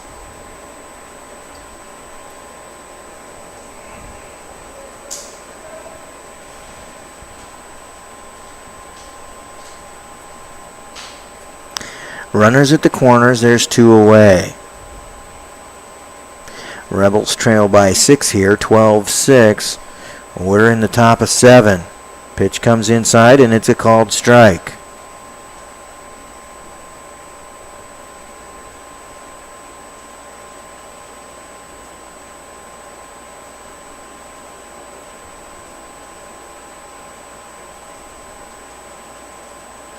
Swing and a miss.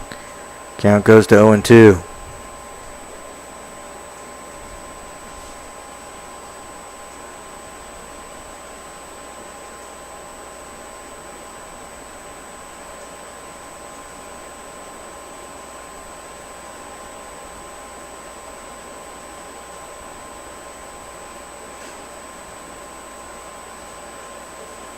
Time called.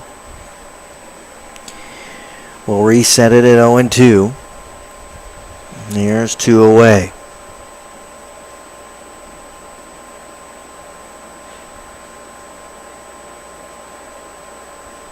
Runner going on the pitch. Uchi's just going to eat it. And it's a stolen base. And now there's 2 runners in scoring position. The count is 1-2.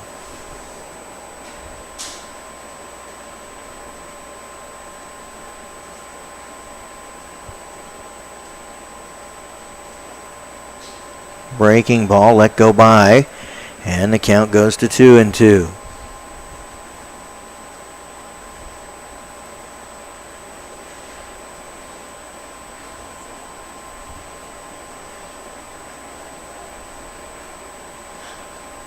Fly ball will go into right field. That should be caught. He lost it in the lights, but still made the grab. Martinez made it adventuresome, but makes the play. No runs, no hits. An error to left. We'll head to the bottom of 7. Rebels down by 6. And due up will be Lincoln Andrews, Enzo Bonventre, and Joey Martinez. We'd like to say hi to all the listeners that are watching the telecast here today. We have Steve Sigrist along with Catherine Sigrist. That's Jack's mom. Loves watching these games. She says thanks to the crew for putting it out there. Also a happy birthday goes to the Batcats, Brady Mitchell and Zach Curry. Curry's the one that pitched yesterday against the Newton Rebels. So happy birthday to those 2 gentlemen. Well, we hope you have a great day. Well, Brady is having a good day on his birthday. He's 3 for 4 with 2 runs scored and a walk. Then a home run. That's a good way to celebrate a birthday. That's a good way to... So I'm sure you're a fine young man, but you can be done now. But, yeah.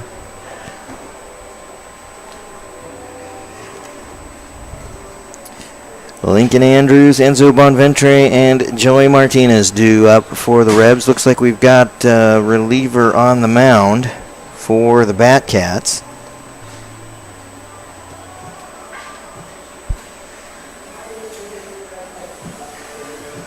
It's going to be number 20, I believe. 28. 28. So we'll see who that is here real quick.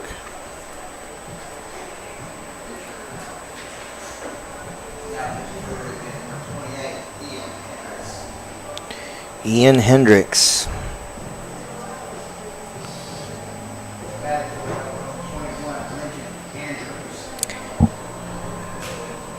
Ian Hendricks is a 6'5", 225-pounder from Barton Community College, and he lives in Lawrence, Kansas. Lincoln Andrews to start at this inning off. He'll face a breaking ball that doesn't break. It goes well outside, and the count is 1-0.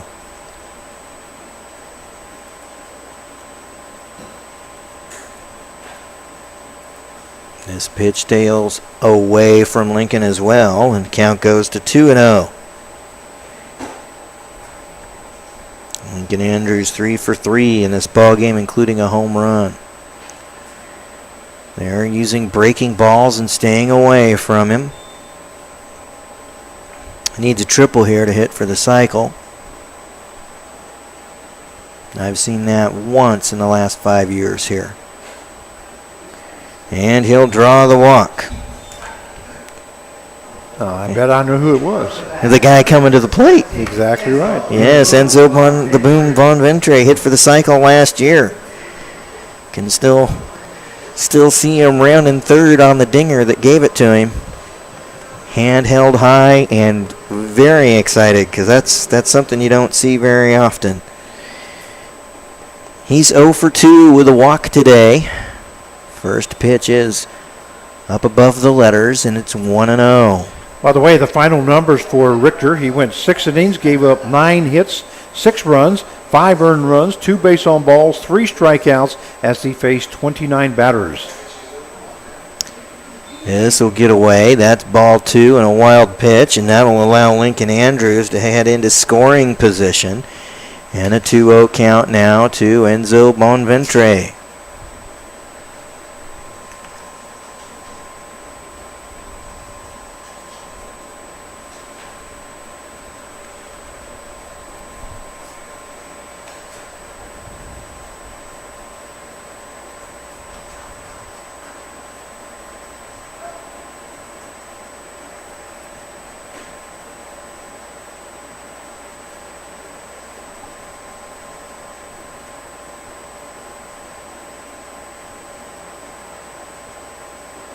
Watch out.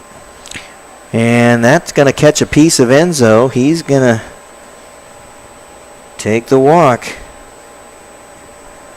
That's back-to-back free passes in one way or another for Enzo. And now there's runners at first and second for Joey Martinez, who's 2 for 3 with a run scored today.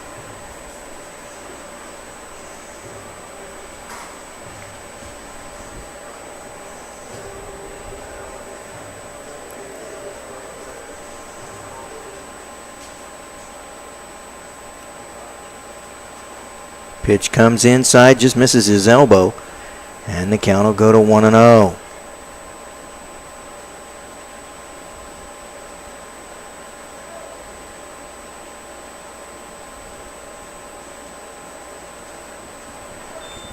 Just on the knees.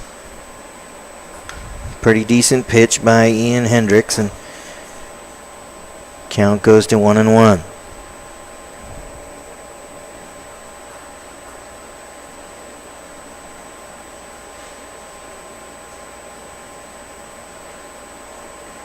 Shows bunt, pulls it back. Count will go to 2-1 as the pitch will miss the zone.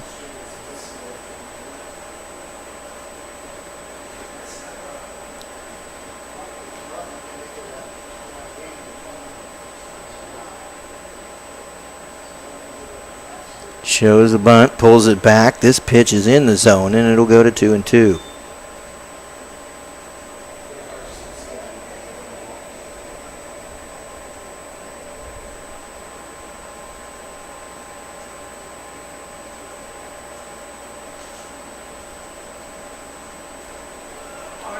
Called third strike, well inside. And that would be why I was so frustrated in the top half of this inning. You're seeing why a tight strike zone for one team and a loose strike zone for the other just doesn't work.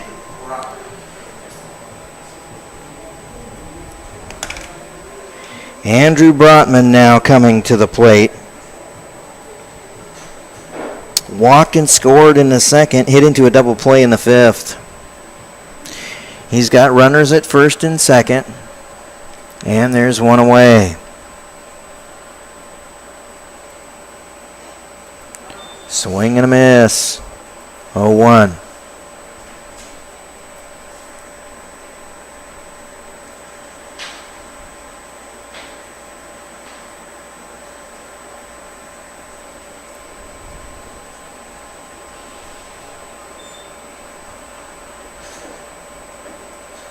And it looks like he hurt himself on that swing.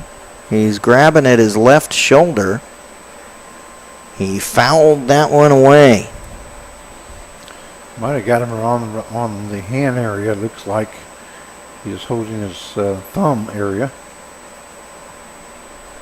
He's kind of shaking his left hand a little bit.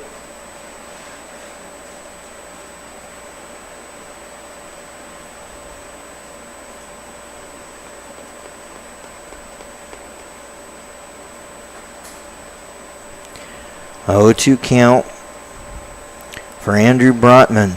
Due up is Hibiki Uchi.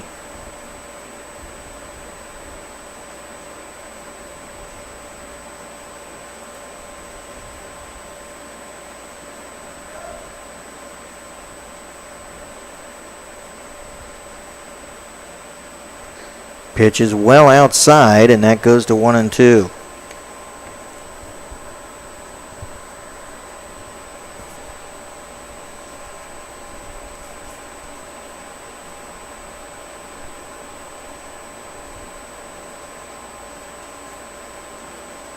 Pitch is low and away.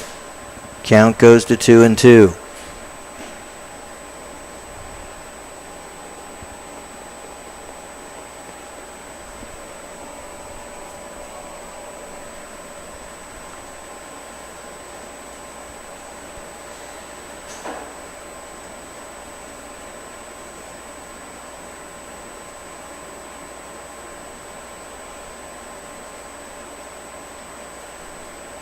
Not sure what he's frustrated with, but he's frustrated with something as he's trying to get into the batter's box. We've got that cleaned up, and it's 1-2. Swing and a miss.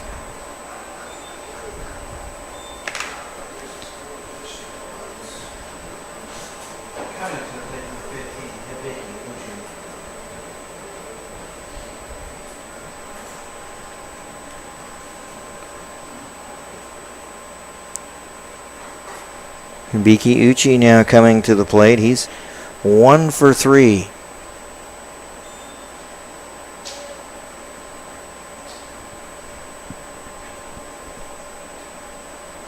He'll face an 0-1 count here.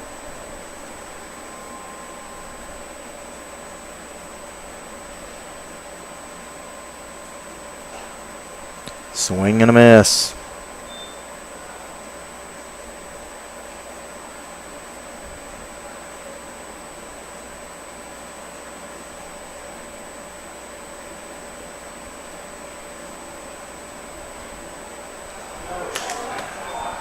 Good night.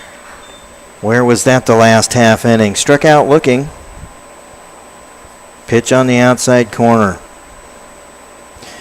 No runs, no hits, no errors. 2 runners left, and we head to the top of the 8th. Rebels down by 6.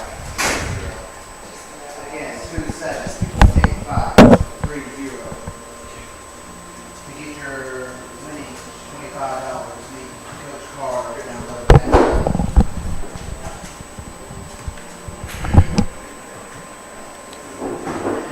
So Rebels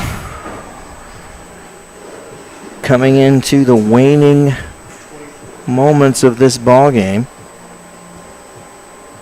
A reliever headed to the mound. Due up will be Tyler Henry, Chandler Bloomer, and Chance Ragsdale.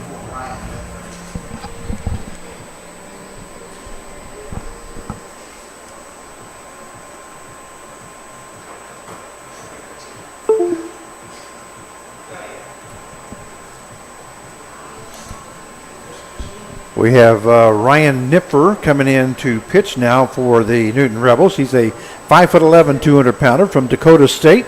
His hometown is Derby, Kansas.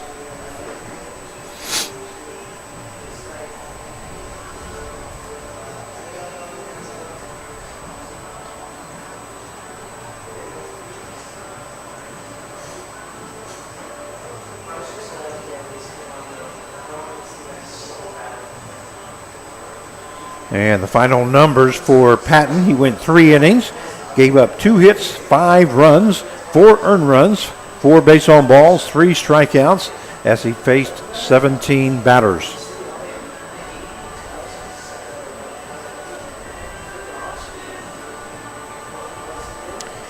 And Frank, some of those numbers on the point streak, they're not right. Okay. Yeah, Nipfer should not be charged with a single run. Those runs should have been charged to Kyle Landwehr. You mean Patton? Yeah. Okay. Yeah. He came in the 5th, and once he came in, there wasn't a run that came across. Okay. So Tyler Henry coming to the plate here to start things off in the 8th. Ball 1 will be issued by Ryan Nipfer.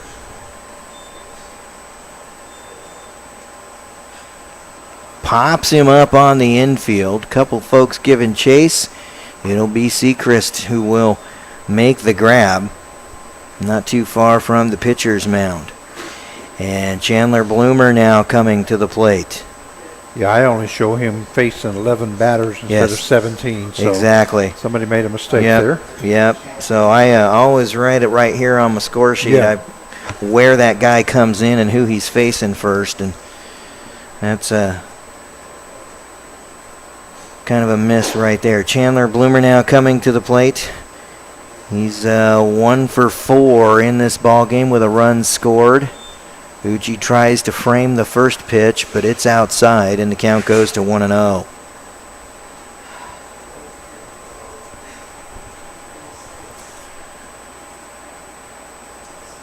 Yeah, Pitch is upstairs and away, and the count is 2-0. hopefully that would be straightened out on Point Street.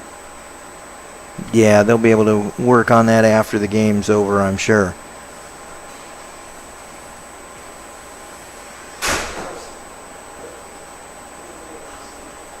Pops him up, foul behind the plates. Count goes to 2-1. Got one away and nobody on here, with a designated hitter at the plate.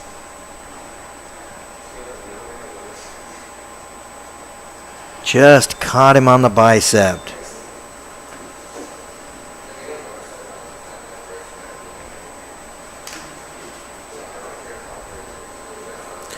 Chance Ragsdale now coming to the plate.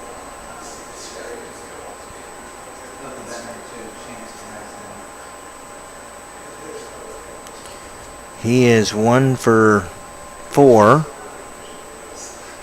and a run scored in the 5th.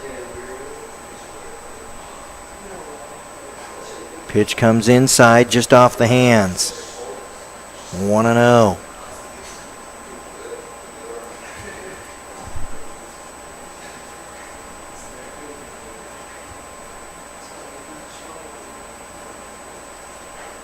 Swing and a miss. 1-1 the count.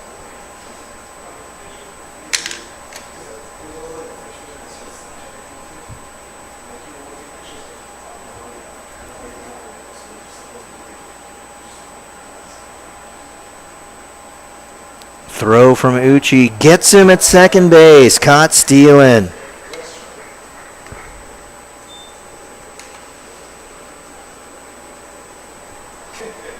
And the count will be 2-1 when we resume. Pitches upstairs and away, and the count will go to 3-1. There's 2 away here in the 8th.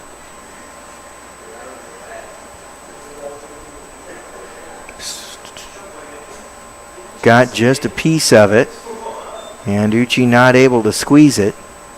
Actually, it doesn't matter. That's 2-2. As we had a 2-1 count.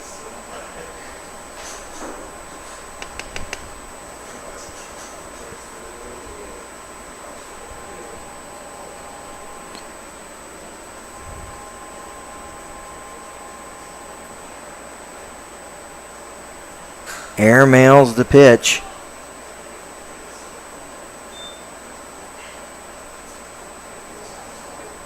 And apparently that was full count.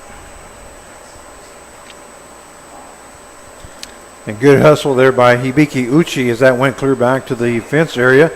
And the runner, well. Actually, they're returning him to the they plate are. because it was a 2-2 count. Okay, that's what I thought too. but- I had 2-2. The scoreboard had 2-2. And apparently the umpire had 2-2. We'll go to full count now. Well, that's why Hibiki Uchi did not take off at first, and then when the runner, the batter took off the first base, he thought he better hustle after that ball. And there's the walk as it's low and away.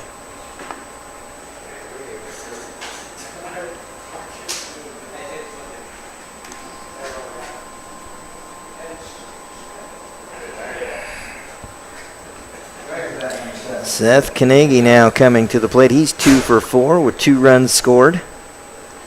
Got himself a stolen base as well. There's 2 away here in the top of the 8th. Batcats holding on to a 6-run lead. This comes inside, well inside, and it'll be 1-0.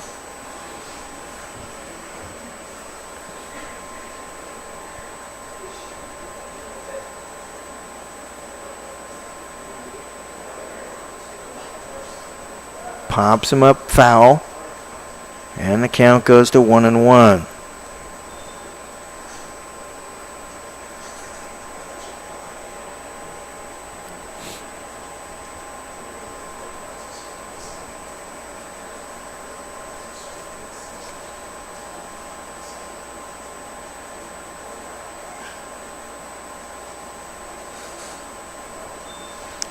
One and two now the count as he induces yet another pop foul.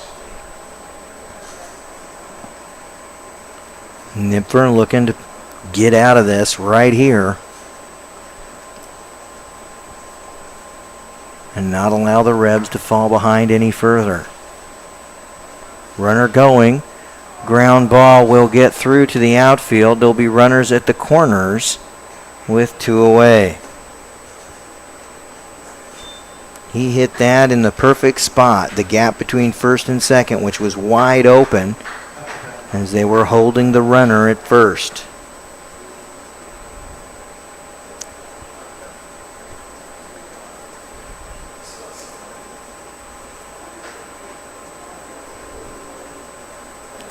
That will bring up Alex Rogers.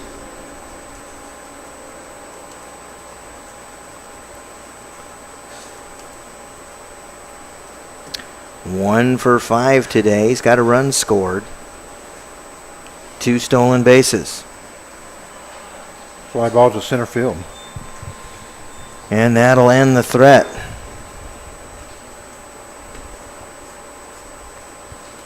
No runs on 1 hit. No errors and a runner left. 2 runners left.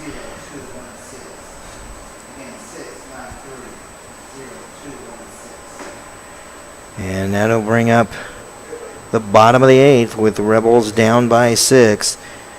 Due will be Darius Gaston, Sam Cassane, and Jack Seacrest.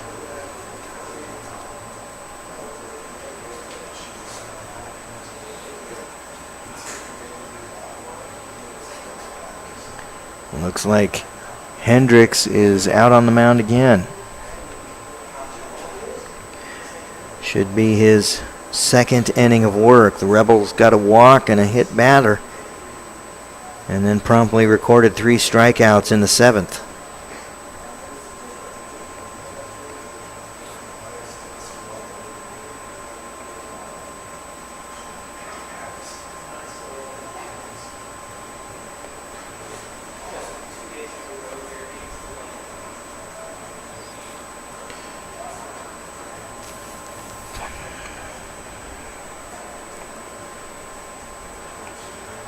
Also, Chad, we'd like to welcome Grace Bonventry, who's watching from Michigan. Hey, Grace, how you doing? Got the pleasure of meeting her, I think it was last year. She and her husband drove down from Michigan to watch Enzo. Strike call to open the inning to Darius Gaston. And if I remember right, they were here for the when he hit that for the cycle. I think they were. That was a big night for Enzo. 0-2 as Gaston swings and misses.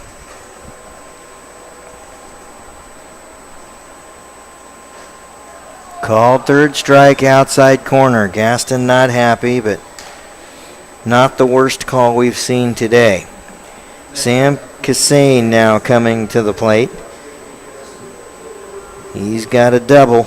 That was an RBI double all the way back in the 2nd inning. He's 1 for 3 right now. Rebs could sure use a run or 2 in this stanza.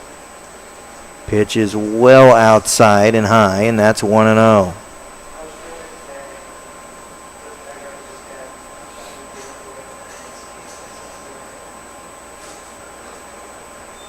Low and away, count goes to 2-0.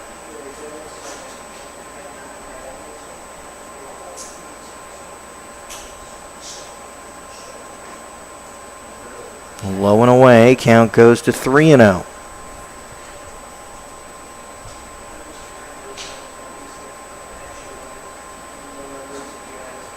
comes inside and catches the front knee on the inside corner, and the count goes to 3-1.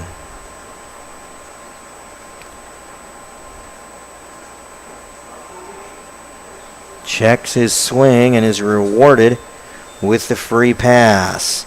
Kassane will walk down to first, and that'll bring up Jack Sechrist. That's the number 2, Jack Seavers.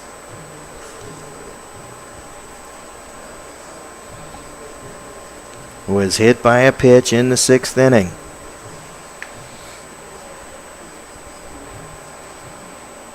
It's the one that caught him right on the wrist.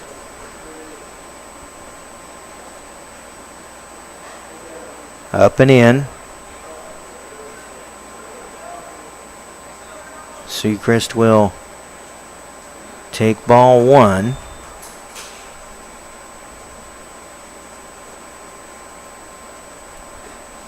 Pitch is low and away, and Sechrist will take ball 2. There's a runner at first, and the Rebels are down 12-6 here with 1 away in the bottom of 8.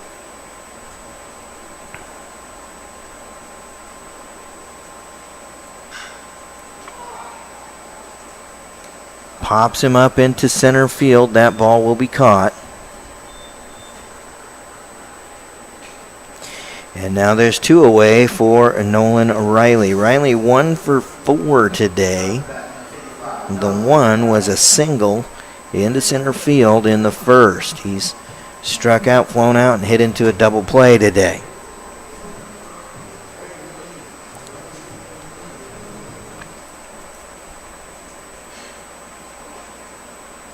Pitch comes inside. Count goes to, is a called strike, and the count goes to 0-1.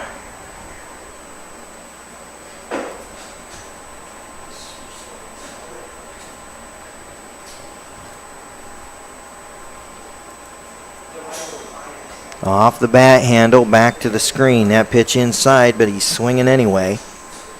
And after the first pitch of this at bat, I can't say I blame him. 0-2.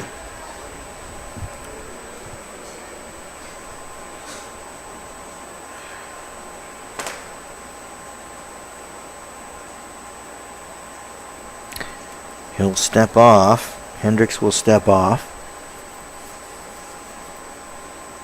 And we'll start this up again. It's 0-2 with 2 away. Just misses the outside corner with a breaking ball. We'll stay at 0-2. Or 1-2. Ground ball towards second.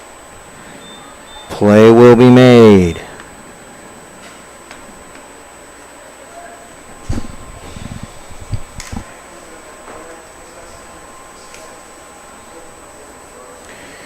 So we head to the top of the 9th. Rebels down 12-6. Due up for the Batcats will be Colin Minard, Jake Baker, and Brady Mitchell.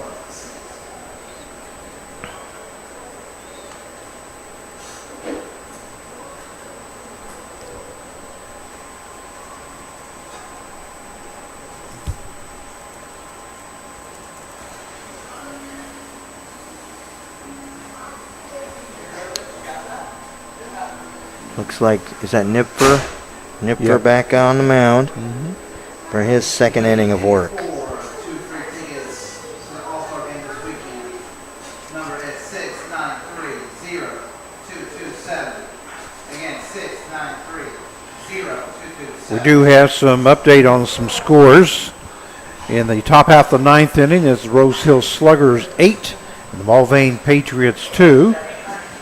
In the bottom half of the 7th inning, it is Sunflower Seeds 5 and the Hayesville Aviators 2. And let's see if I can get you anything else here. And then we have in the bottom half of the 8th inning, at Hutchinson, it is the Hutchinson Monarchs 9 and the Cheney Diamond Dogs 6.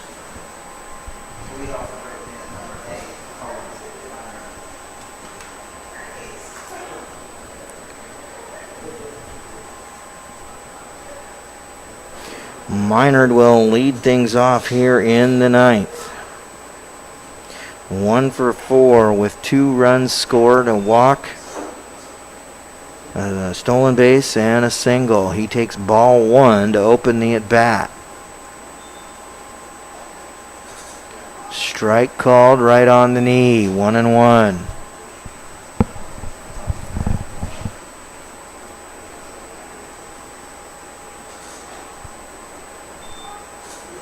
Another strike called right on the knees. And the count is 1-2. Ground ball right back to Nipfer. Nipfer will field it and make the flip to first.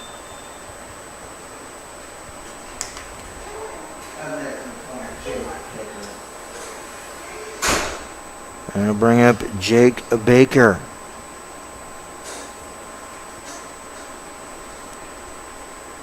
He's 2 for 3 with 2 walks and a run scored.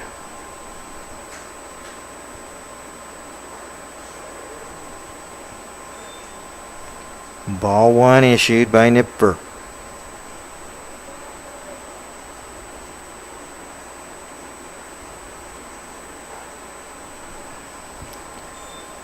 This pitch just misses the outside corner, and the count goes to 2-0.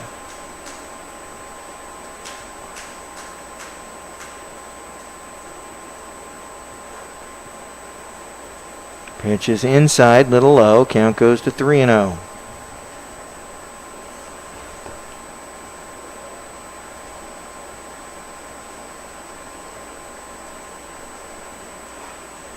And called strike on the inside corner. That'll set the count at 3-1.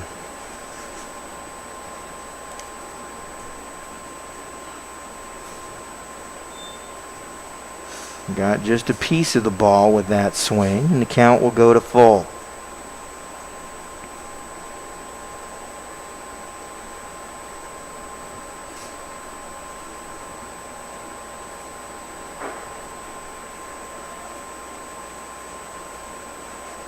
Outside, that's a walk.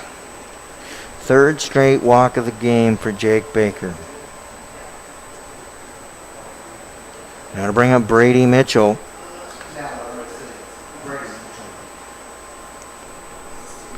He's 3 for 4. He's got a home run in this particular ball game. He's scored 2 runs.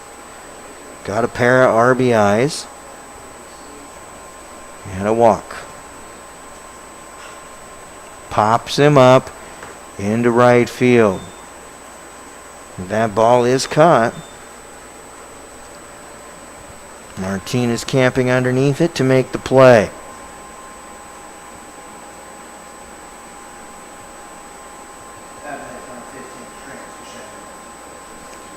Trent Touche now coming to the plate. 1 for 4 with a double, RBI, and a run scored.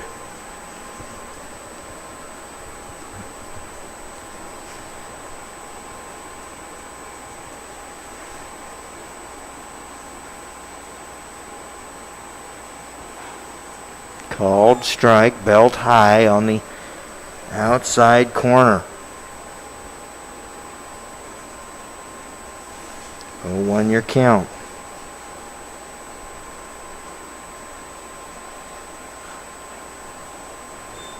Pops him up, foul out of play. Count goes to 0-2.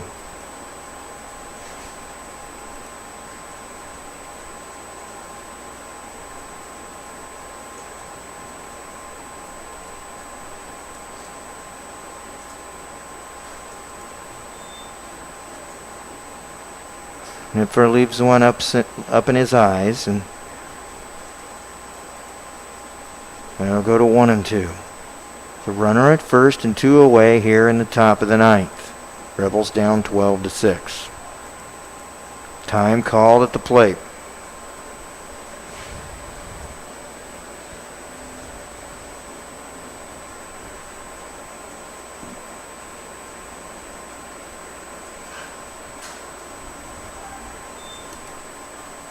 Fouls this ball hard down the first base side. And the count will stay at 1-2.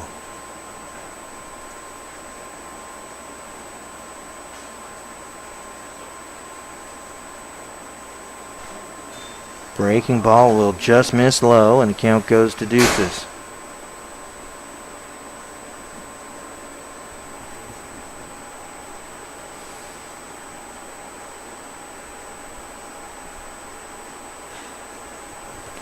Inside out's a fly ball into right field. That will be caught by Martinez.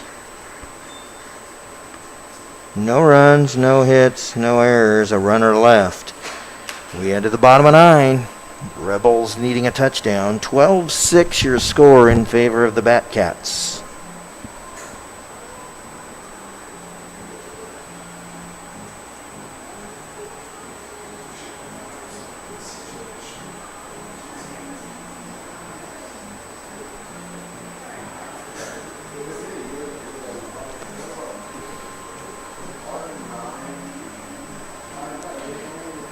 Ian Hendricks coming back on for his third inning of work. Due up for the Rebels will be Lincoln Andrews, Enzo Bonventre, and Joey Martinez.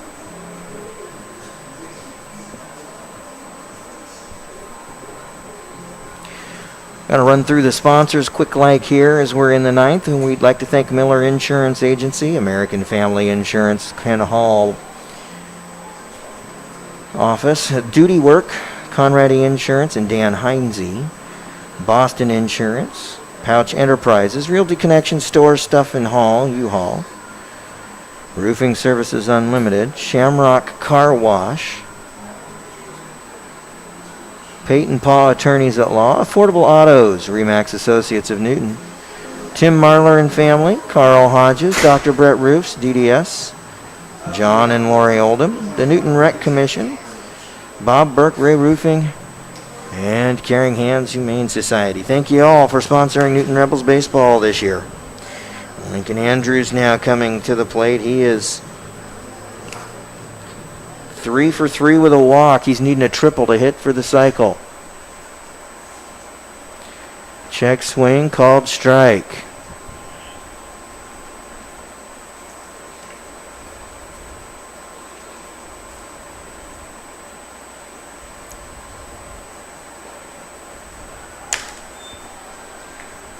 Pitch comes well inside, but it's a called strike.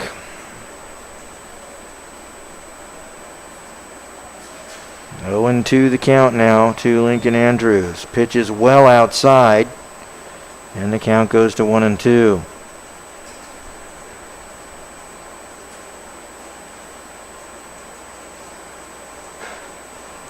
Checks his swing. Pitch is high, and the count goes to deuces.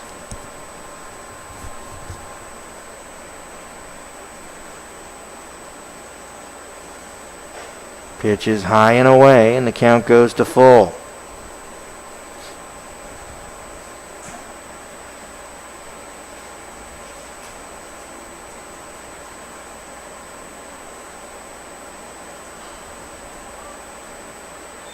Got just a piece of it. I got Gloria Gaynor singing in my head right now. He's staying alive. Count is full to Lincoln Andrews.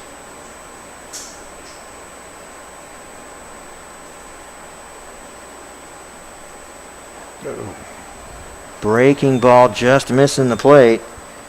And Andrews draws his second consecutive walk of the ball game.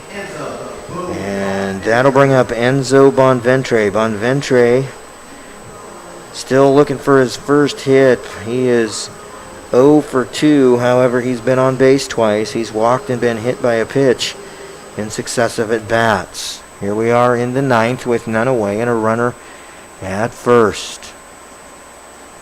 Pitch comes inside. Enzo will dance away, and the count will go to 1-0.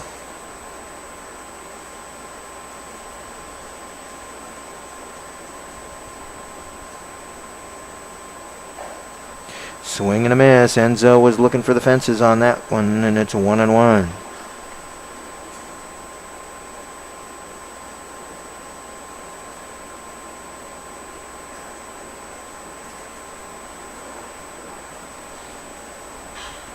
Ground ball, that will be down in the dirt. He's not able to make the play. Chance Ragsdale knocked it down but couldn't get the ball to second base. And Bonventre is aboard with an infield hit. Thanks for crossing your fingers there, Grace. Keep them crossed. Joey Martinez now coming to the plate. He is 2 for 4 today. He's got a hit and a run, 2 hits and a run scored.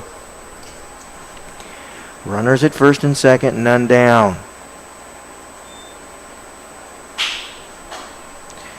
1-0 as that pitch comes inside.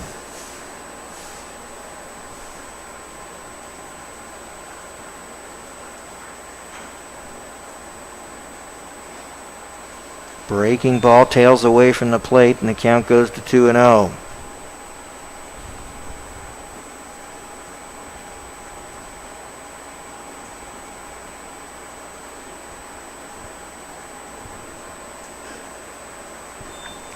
This pitch is about a foot off the plate outside, and the count goes to 3-0.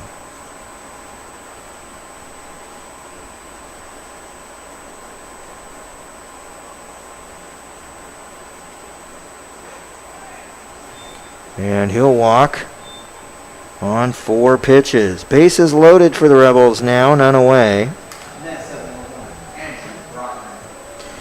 And Andrew Brotman coming to the plate. Brotman is 0 for 3 today. He hit into a double play in the 5th. However, he did walk in the 2nd and turn that into a run scored when Sam Cassane doubled in that inning. Well, last night, Chad, the Newton Rebels had the bases loaded in the top half of the 9th inning, being down 6-3, and scored 1 run. Left the bases stranded as there was 2 strikeouts to end the ball game. Swing and a miss for Andrew Brotman, and the count will go to 0-1.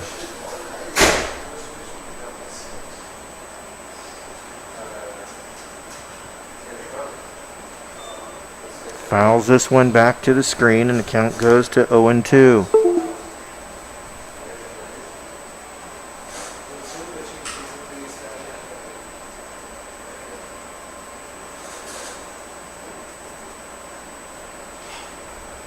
Ground ball towards third.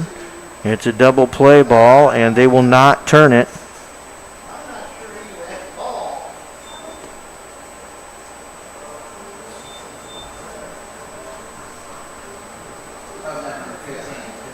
Joey Martinez is out at second. Lincoln Andrews will score on the fielder's choice. And Enzo will head to third. Runners at the corners with 1 away, and Hibiki Uchi at the plate. He's got an 0-1 count.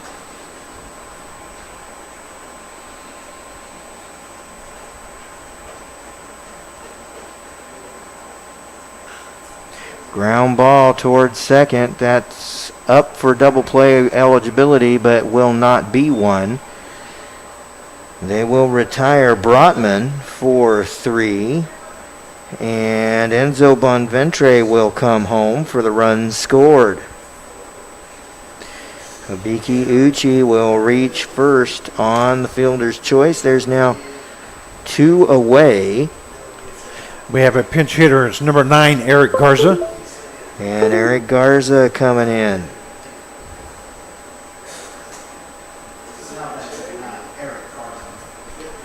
Rebels down 12-8.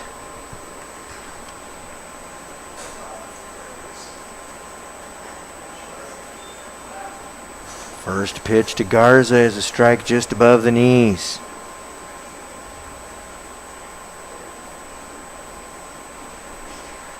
Pops him up on the infield. Uchi will head towards second. That'll be caught, and that'll be the game. Rebels entered the bottom of the 9th needing a touchdown. They record a safety. It's 12-8 your final. Batcats picking up the win. They out-hit the Rebels 13-11. Rebels committed 4 errors in this ball game. Kind of a tough night for the Rebs, but Mama always said there'd be days like this. That's kind of the way it works. Lincoln Andrews has put together one heck of an offensive night. He was 3 for 3 with 3 runs scored.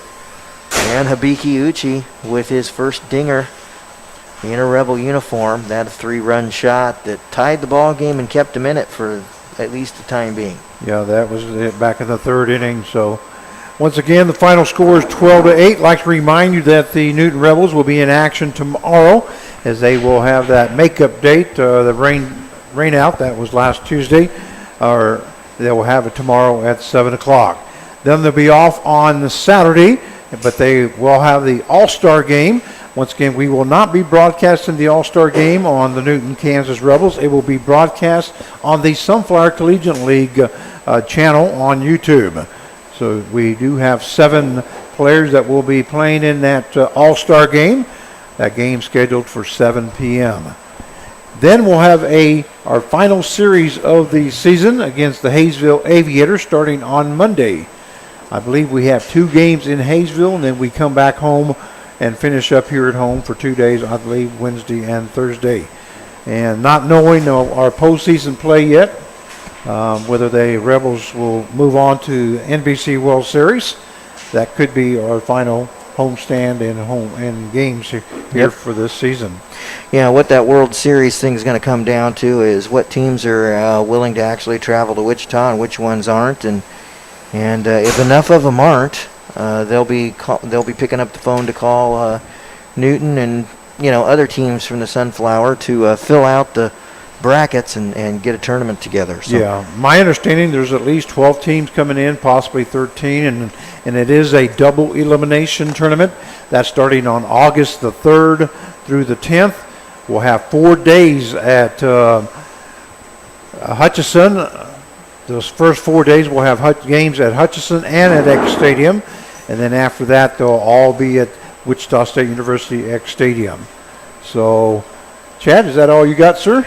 I won't be here tomorrow. I've got the last night of summer camp for the kids. It's been camp staycation. We've been working this all year long, and so I'll take the tomorrow night off. I'll see you again next week, and hopefully next time we talk, we'll see a better result for the Rebs. All right.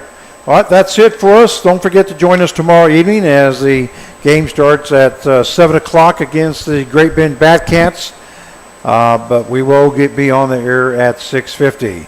This is Frank Martinez along with our play-by-play announcer, Chad Fry. Wish you a good evening.